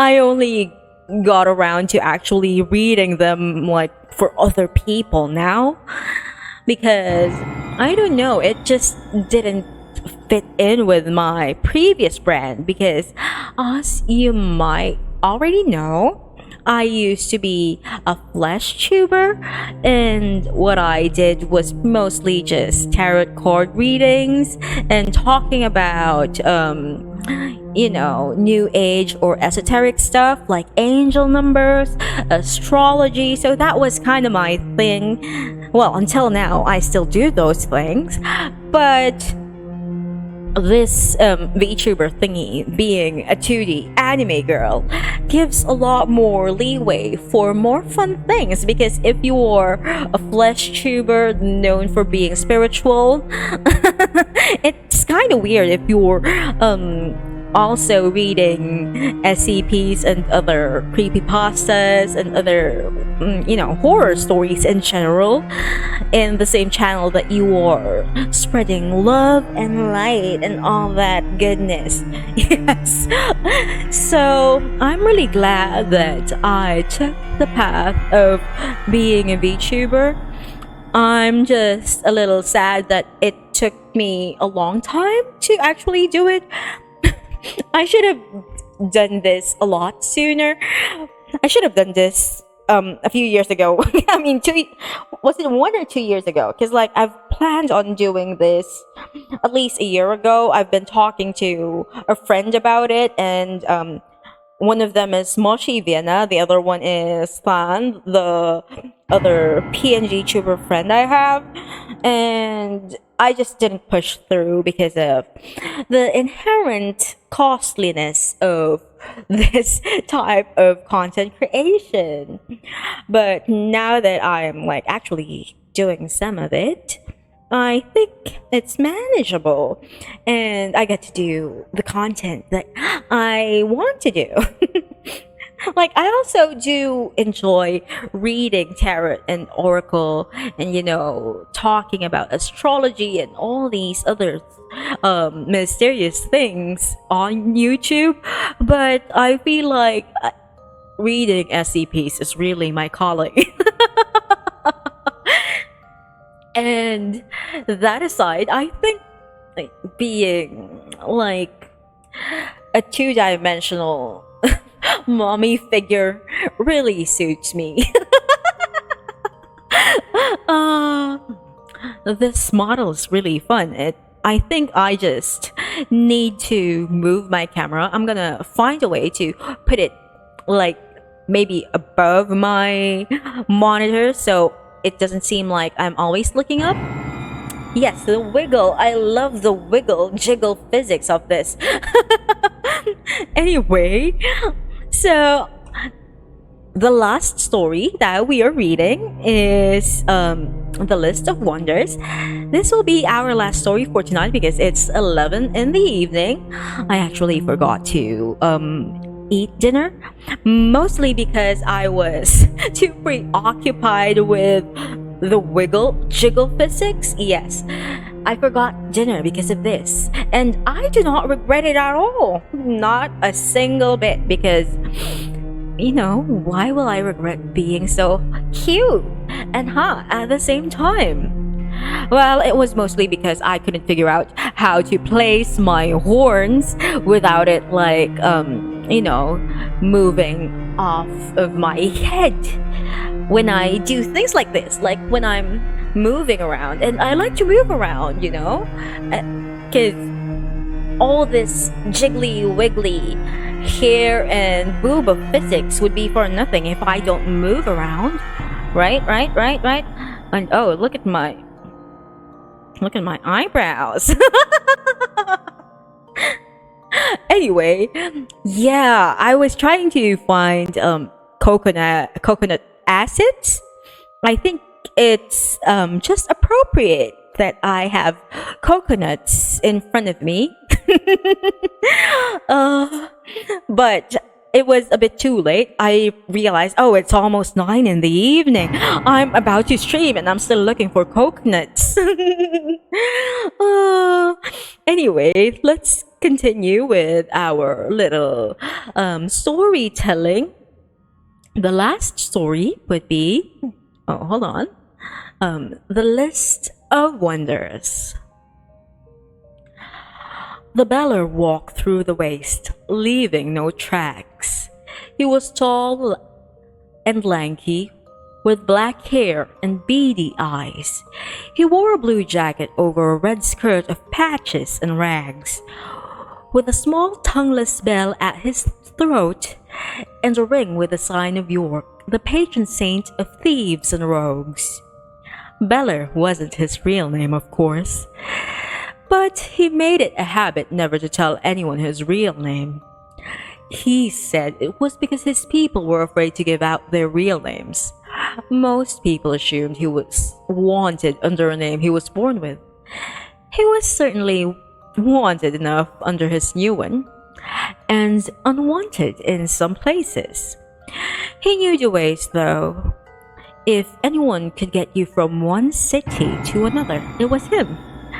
Extra if he'd been outcast by the locals. If you wanted a relic from old places, he knew where you could buy it. Or if the price was right, he'd fetch you one himself. The water skin at his side was empty. Water was plentiful in the waste, and it was one less thing to weigh him down. The real problem was food. Nothing grew in the waste. There were occasional birds and animals crossing the damp sands, but no trees or grasses of any sort. The beller knew the waste well. He'd used it as trackless spaces to escape pursuit many times. Today, however, he was looking for someone else. In the distance, a rocky promontory poked up over the dunes like the back of a beetle. He'd spotted it the day before, and he would reach it in a few more hours. "Ho, Beller!" A voice called out. The Beller tensed, reaching for his sword. He relaxed after he spotted a man atop a dune, wearing thick leather robes. "Benadam, I've come to visit you." The man began walking down the dune to the Beller. He smiled, his blue eyes almost seeming to shine from under the leather skullcap worn low over his forehead. "I thought as much. I spotted you yesterday. What brings you here?" "I found some writings, and I want you to tell me what they mean," the Beller said. He held up the box with the handle he'd found. He'd found it across the world after he tried to rob a wizard's home and fell victim to an enchanted pool. "A briefcase full of secrets?" Benadam said. "I'm surprised it's intact. Well, follow me. I've built up a small camp, and we can speak more there." This was how it always went with Benadam. He always met Beller within a day of the rocks. With the campsite set up, the Beller, who had never been to the rocks themselves, and he didn't know anyone who had. Benadam looked to be in his middle years, but he'd been in the waste as long as the Beller had heard. Some said he was as old as the waste itself. He certainly knew enough for the lost days. The hermit led him up to the dune and to a small tent, made from leather and with the bones of some great beasts for support. There was a small metal contraption with fire rising from it. "So, let's look at your case," the hermit said, reaching for the case with his leather gloves. He opened the clasp with hardly a glance, and thought it had taken the Beller several minutes to figure out. He pulled out the papers, yellow and brittle, and began to read them over. He sucked his breath and asked, "Where did you find these?" "In a fortress, built into a mountain, far across the sea," the Beller said. "One of the fortresses of the old order." He could hardly keep the excitement from his voice. "There were other relics there, but this was the only thing I could carry easily." "How did you get across the sea?" Benadam asked. "Never mind. Do you realize what you have?" "Secrets," the Beller said, smiling. The hermit's reaction told him the papers were important. "You could say that," Benadam said, slowly nodding. "This is a list of wonders. I suppose you could say and the location of the Satus, including the home Satu? The Beller asked hungrily. Benadam straightened suddenly. Beller, no! You don't know what's in there. It was abandoned for a reason. I'm not afraid. I've been in Satus before. The Beller puffed his narrow chest. Not like this one. I won't let you do it. Don't try to stop me, old man. Just tell me where the Satu is. The Beller grabbed the hermit's wrist.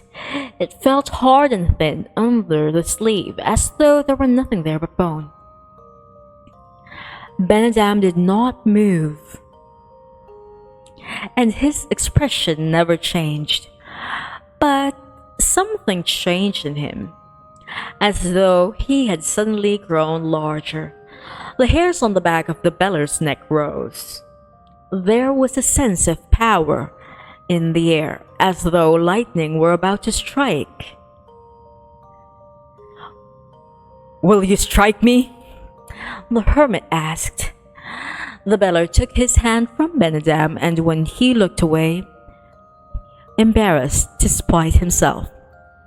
Now, I'm going to put an end to this nonsense, Benadam said. He put the papers over the fire, and they caught at once. You should thank me. I've saved you from yourself, you know. Resentment boiled up inside of the Beller. He hated being made a fool of, and he couldn't resist leaving one last gloating note. You haven't changed anything, he said. What do you mean? Benadam asked, suspicious.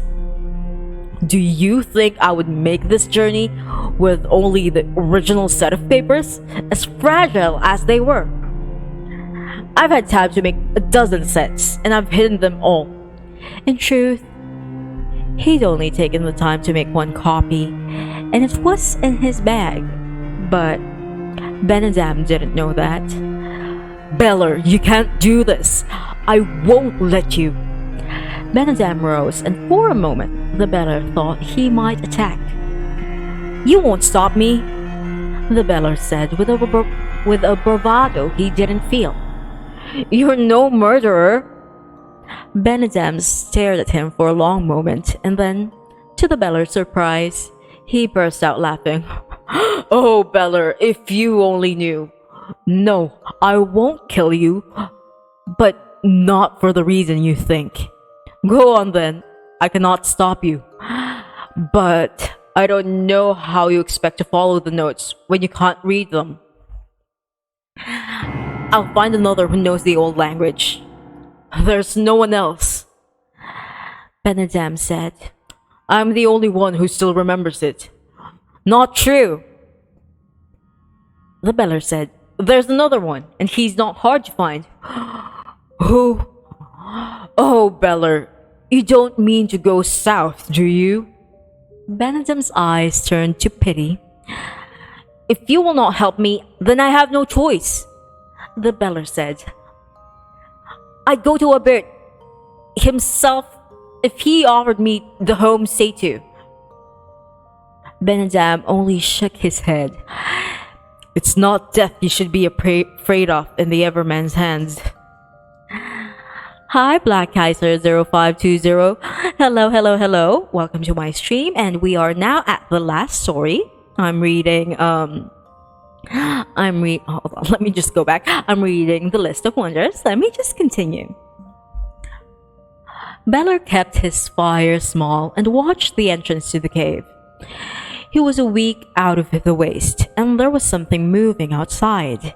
It was too big to be a wild dog and didn't move quite right to be a jumper. It could be another traveler, of course, or a bandit, but he hadn't seen anyone for 2 days. The South was a cursed land. Everyone knew that. Twigs cracked near the entrance, and the human shape blocked the light. White, black eyes stared at him.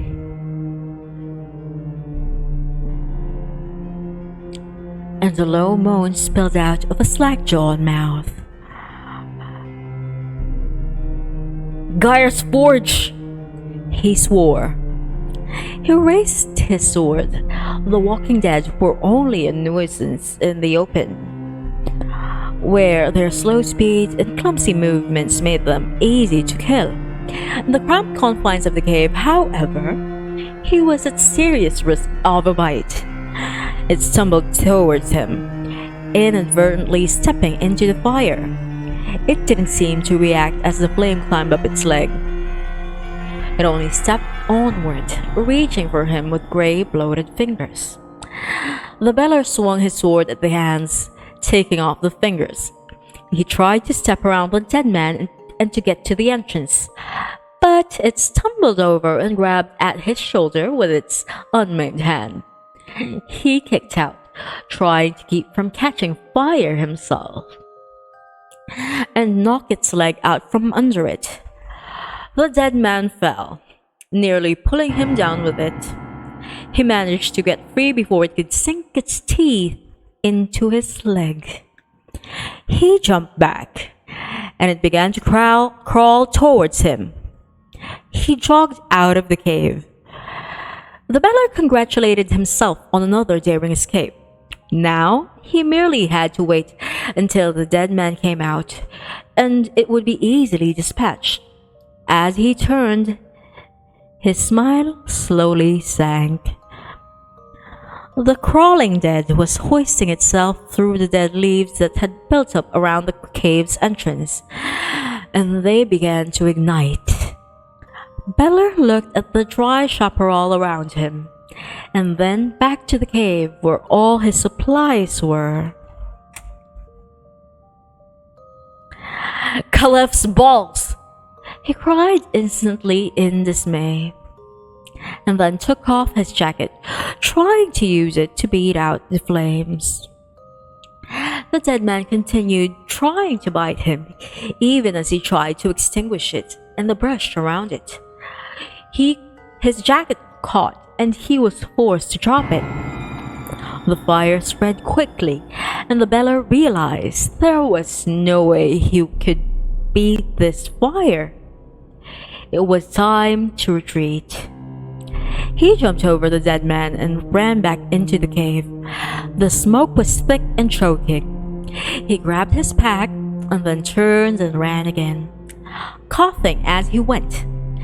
He jumped over the zombie's last pitiable swipe at his feet and ran, looking for a stream, a river, anything.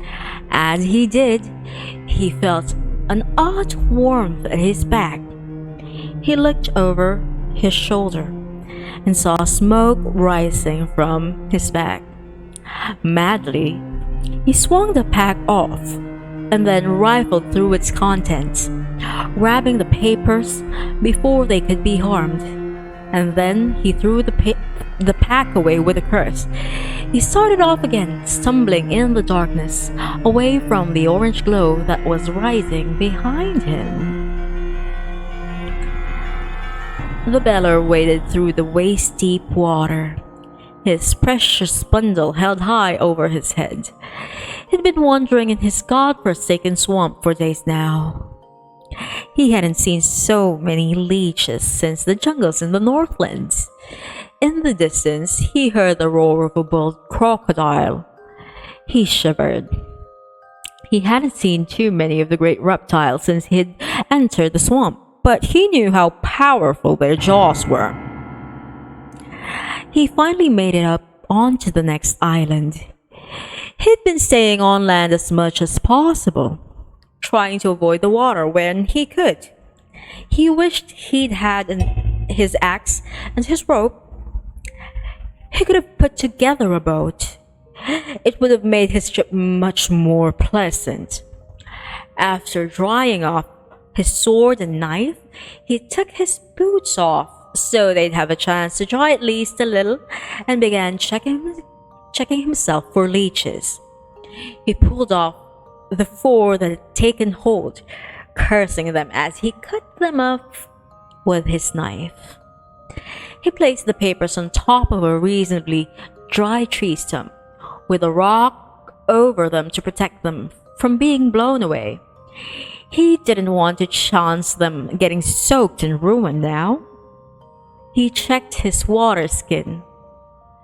There was still a little fresh water in it. He considered drinking it, but decided to wait a little longer. He didn't know when he'd find another spring.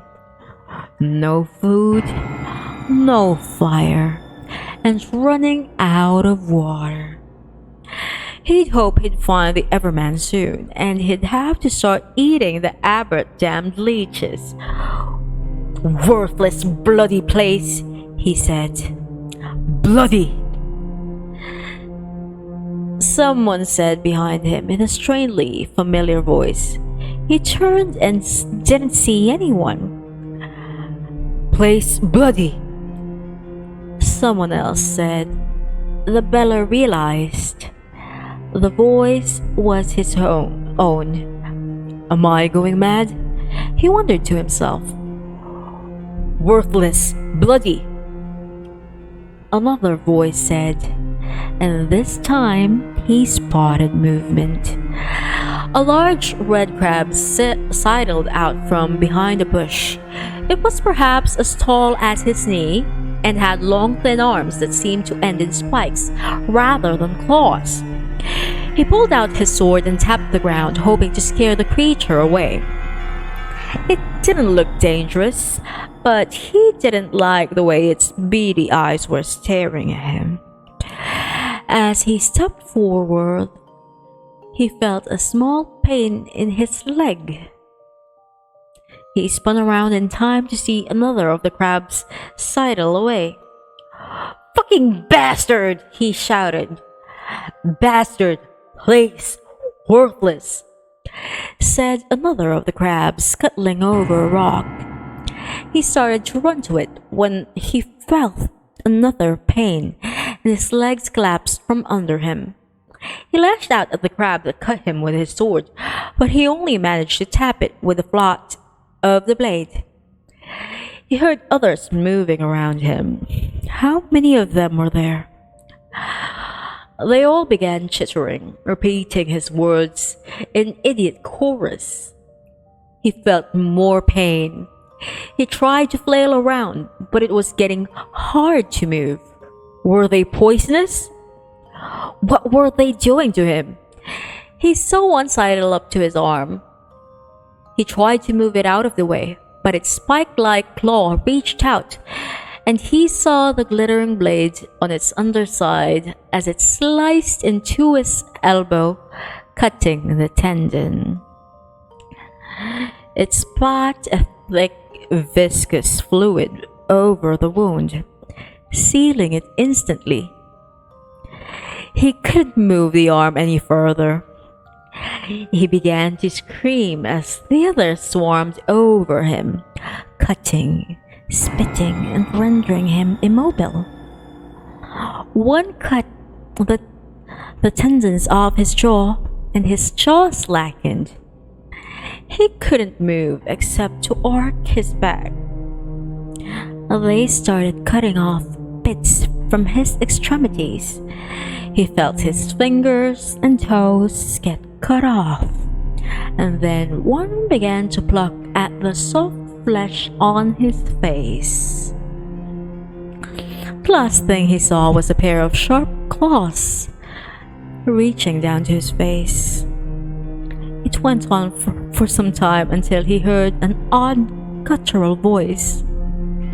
He heard the crab scuttle away and then felt a final sting in his arm. He felt himself being lifted and carried as he drifted off to sleep. When he woke up, he felt stiff and his head hurt. He rubbed his eyes as he sat up. Then he stared at his fingers and the rest of his body. He was whole. Was he in a bird's land now? Was he about to be judged? He looked around and saw that he was in a white room. lying on a padded platform. It looked like the remains of some of Satu's he'd seen, though much better kept up. Something felt odd with his hands. He looked down at them and blinked several times. He counted. He counted again. He balled his fists and then opened them again. It was no use. No matter what he did, he still found he had 5 fingers and 2 thumbs on each hand. The door opened. "I see you're awake, sir.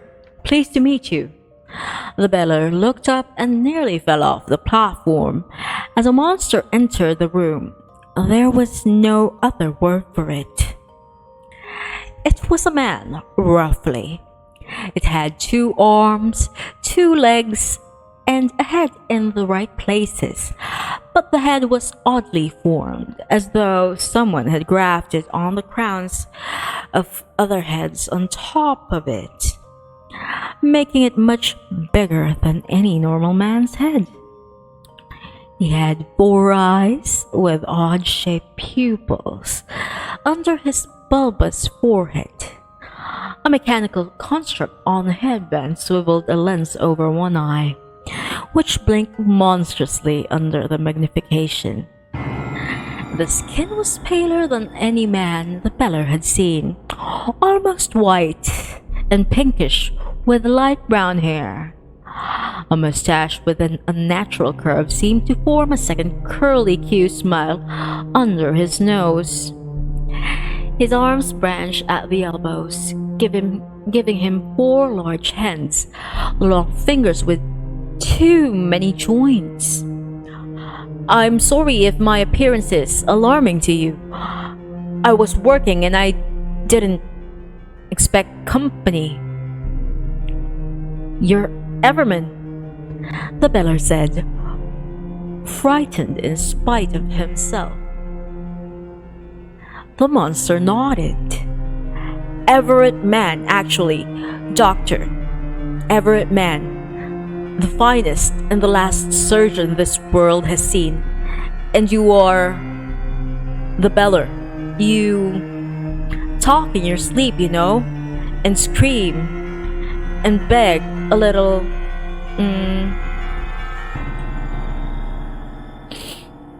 I rescued you from my pets, dear little 098s. They can be difficult with strangers, I must confess.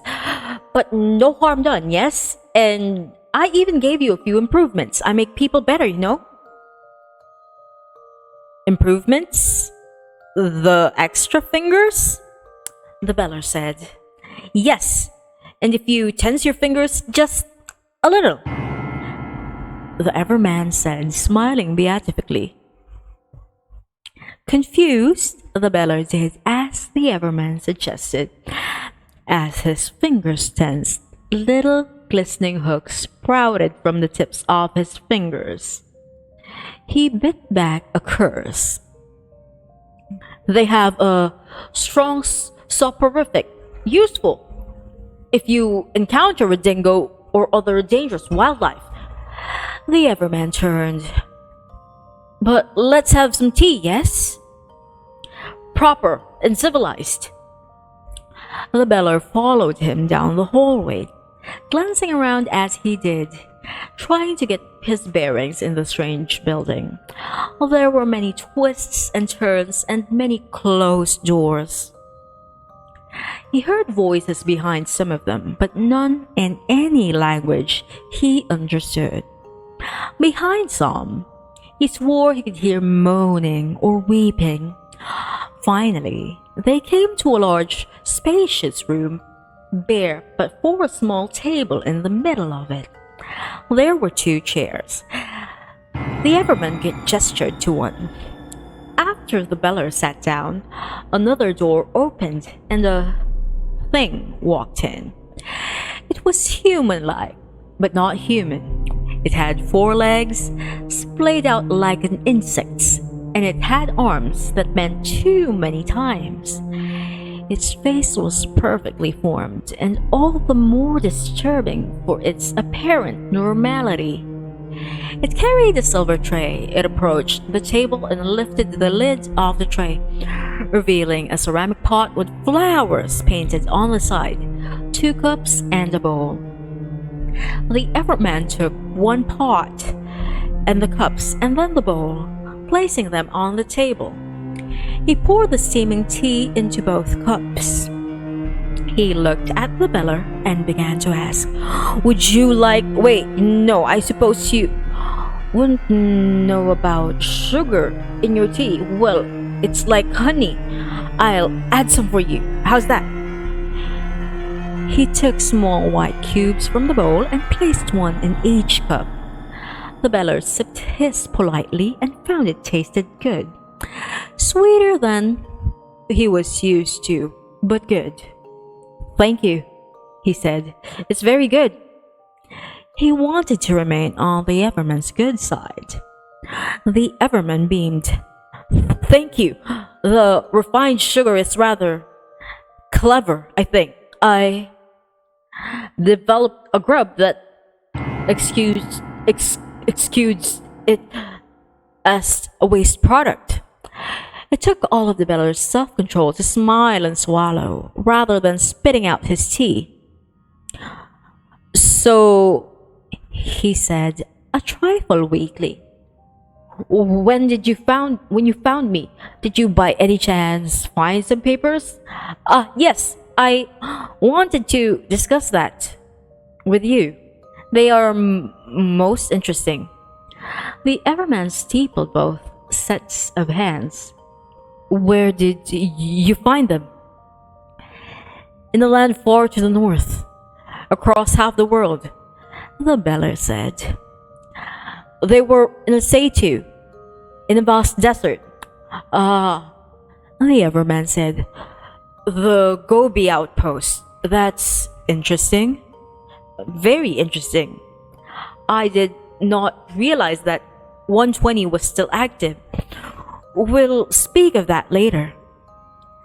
This list will help me find many things that were lost." "Like the location of the homestay too?" the beller asked. "The home?" The Everman looked at him strangely for a moment, and then realization dawned in his strange eyes. You mean Site 23? Yes, it's in there, though I could have told you where it was." "You could?" The beller had been so focused on the papers, it hadn't occurred to him that the Everman wouldn't need them. No, he'd come from there too, hadn't he? "Of course," the Everman said. "It's to the west of us, and a little to the north. I remember it well, though. I tried not to visit there often. It's a dangerous place now. 184's effects are difficult to predict, especially after all this time. But think of all the secrets that it must hold," the beller said. "Why, it's the birthplace of humanity, the holding place of so many wonders, and the grave of Sorrel himself." The Everman stiffened. His eyes narrowed, an eerie effect with all four staring down at Beller. "Strelnikov," the monster said. "Dmitri Arkadievich." "What?" the beller said, confused. "Strelnikov, Dmitri Arkadievich." The Everman repeated. "That is how he introduced himself to me. When we met, it is how I have always referred to him. It's how you shall refer to him." Yes, all right," the beller said. "Starelnikov Dmitry Arkadievich. No problem." "Close enough," the Everman said. "And yes, he is in there. with 682. Grave? Perhaps a fitting tomb. He was the best of us, you know. We did so well when he was with us. What happened? The beller asked, sensing the Everman wanted an audience. Yorick. The Everman said through gritted teeth, it was all his fault. The beller had a moment of panic, thinking to his ring, but realized that it was gone with the finger that had worn it. He hurt you?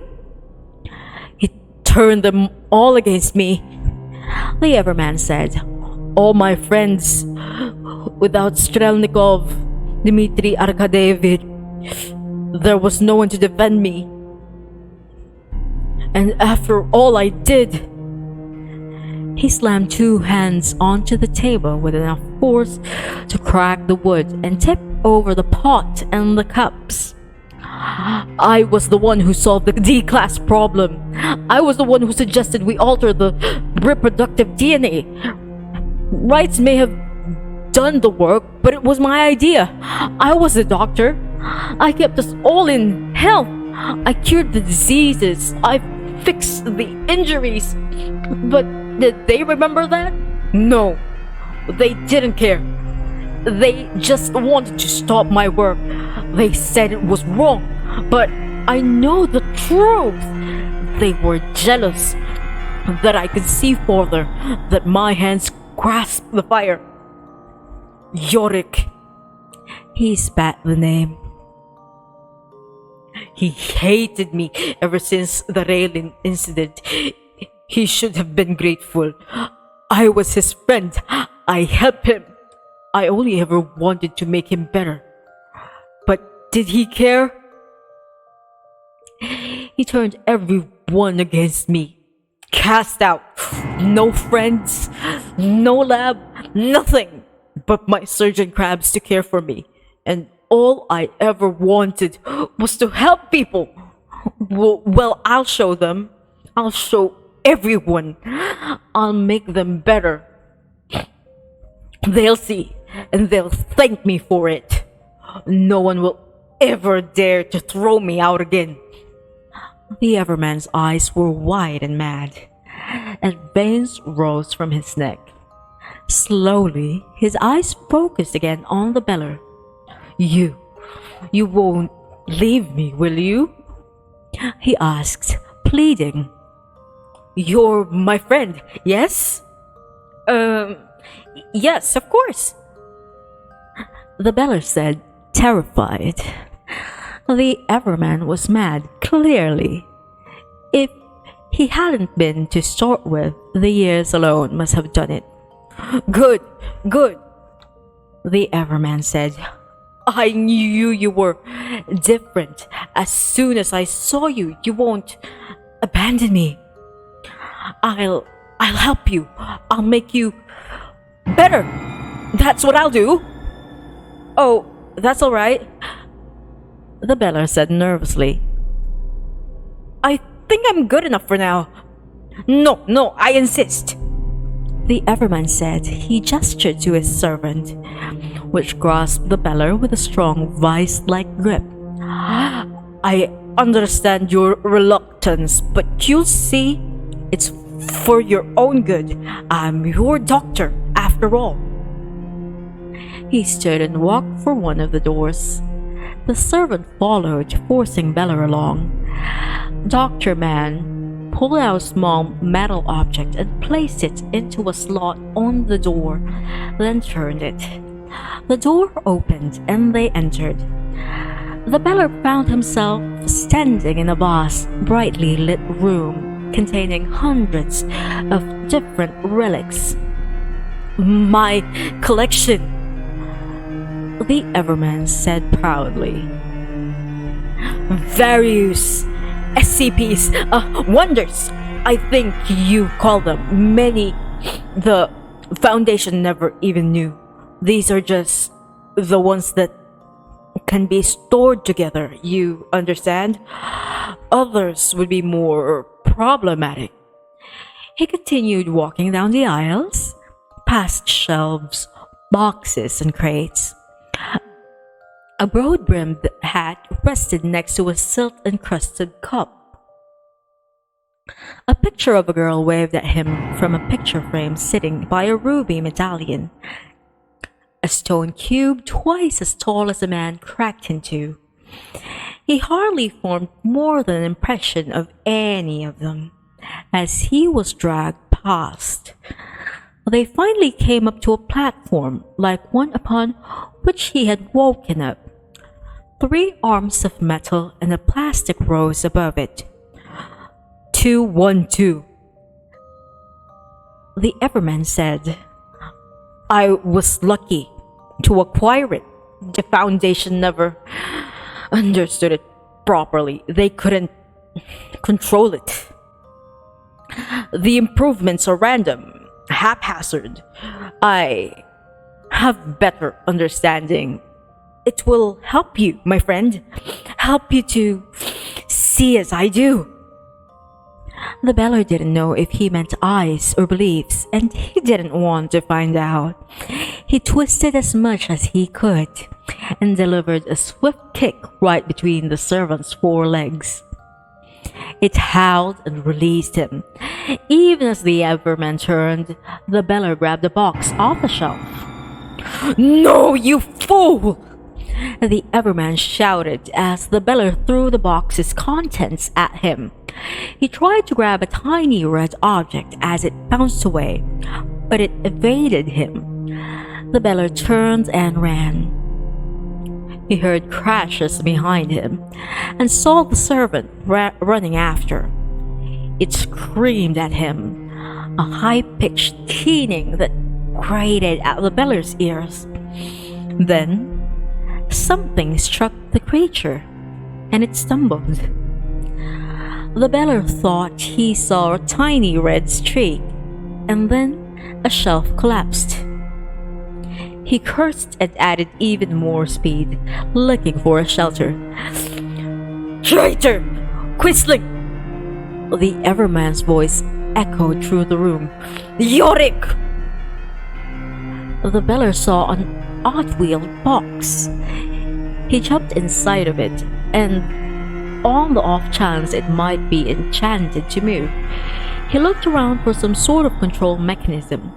There were several levers and a large wheel. He tried them but got no noticeable response as more objects broke and shattered around him. Something punched through the roof before shattering the front window. The servant, one leg trailing behind it, jumped on the front of the vehicle and reached through the broken window at the Beller. In desperation, he clawed at it, raking at the creature with the hooks the Everman had planted in his fingers. It hissed and drew its arm back, then tensed as if to jump. Finally, the Beller noticed a small metal object, like the one the Everman used to open the door. He grabbed it, praying to Gair and Semeril to send him somewhere safe as he twisted it forward.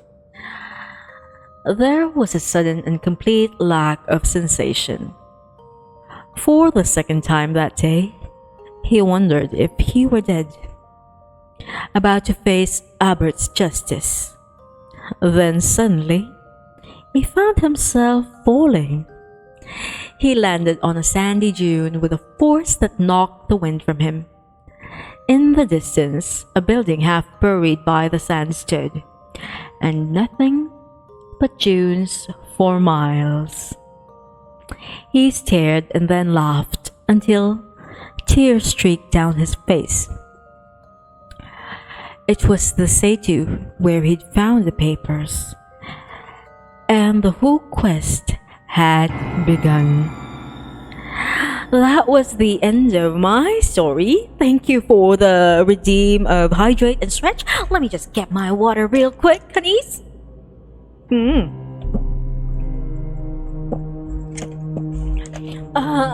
Yeah, let me just stretch for a bit. So, Emmy, you want me to curse at you again? I just cursed a lot in one of the stories. What language do you want me to curse in? I've already done Filipino and English in the stream before. Is there like anything you'd want to hear? I can do Korean. Yes, Korean. What do I say? Let's see. Yeah. Oh yeah. No. Yes. Shipseki. It feels so weird cursing in Korean because like usually when I'm trying to speak Korean, I'm very polite because you know they have honorifics, but I have never really called anyone geseki or shipseki in my life. But yeah, that's that's it. I hope you enjoyed that. I don't know why you would enjoy me cursing at you, but if you find happiness in that, I'll be glad to deliver. Yes. Thank you, Maury. I would certainly eat dinner after this. Thank you for staying with me, everyone. I hope that you did enjoy our little stream. And actually, that would be all for tonight. I am going to... Hold on. Who are we going to raid? Let's look. Okay. Do you want Pinya or Juicy Tin? Like he is an Ibong Adarna. There's all... Oh, Sloppy Barrels is also online right now. Actually, let's go raid Sunflower. Okay, Sunflower is streaming Valorant. Hold on, let me just... Thank you as well. I enjoyed it a lot. Hold on, how do I spell her Sunflower? I don't know how to spell now. Hold on, let's see if this would be the right code. Oh. Okay. I think they have a subscriber only chat. Also, another thing. I have received updates from the people I'm commissioning for emotes. You will soon have emotes. Here's how it will go. I commissioned 2 people to do emotes. One of them is like kind of fast, so I think that would be for the subscribers only at first, and then after I get the next set of emotes, I will be also giving the regular followers ability to use those emotes and give the subscribers a new set of emotes. That's how it would be. Don't ask me why I have commissioned 2 sets of emotes even if I'm only starting out. I just like supporting local artists. Yes. Hold on. So we are going to raid Sunflower. So our raid message would be Bakunawa raid. Hold on. Let's just use this and then hold on. Where is my emoji? Where is my emoji? Hold on. Oh no.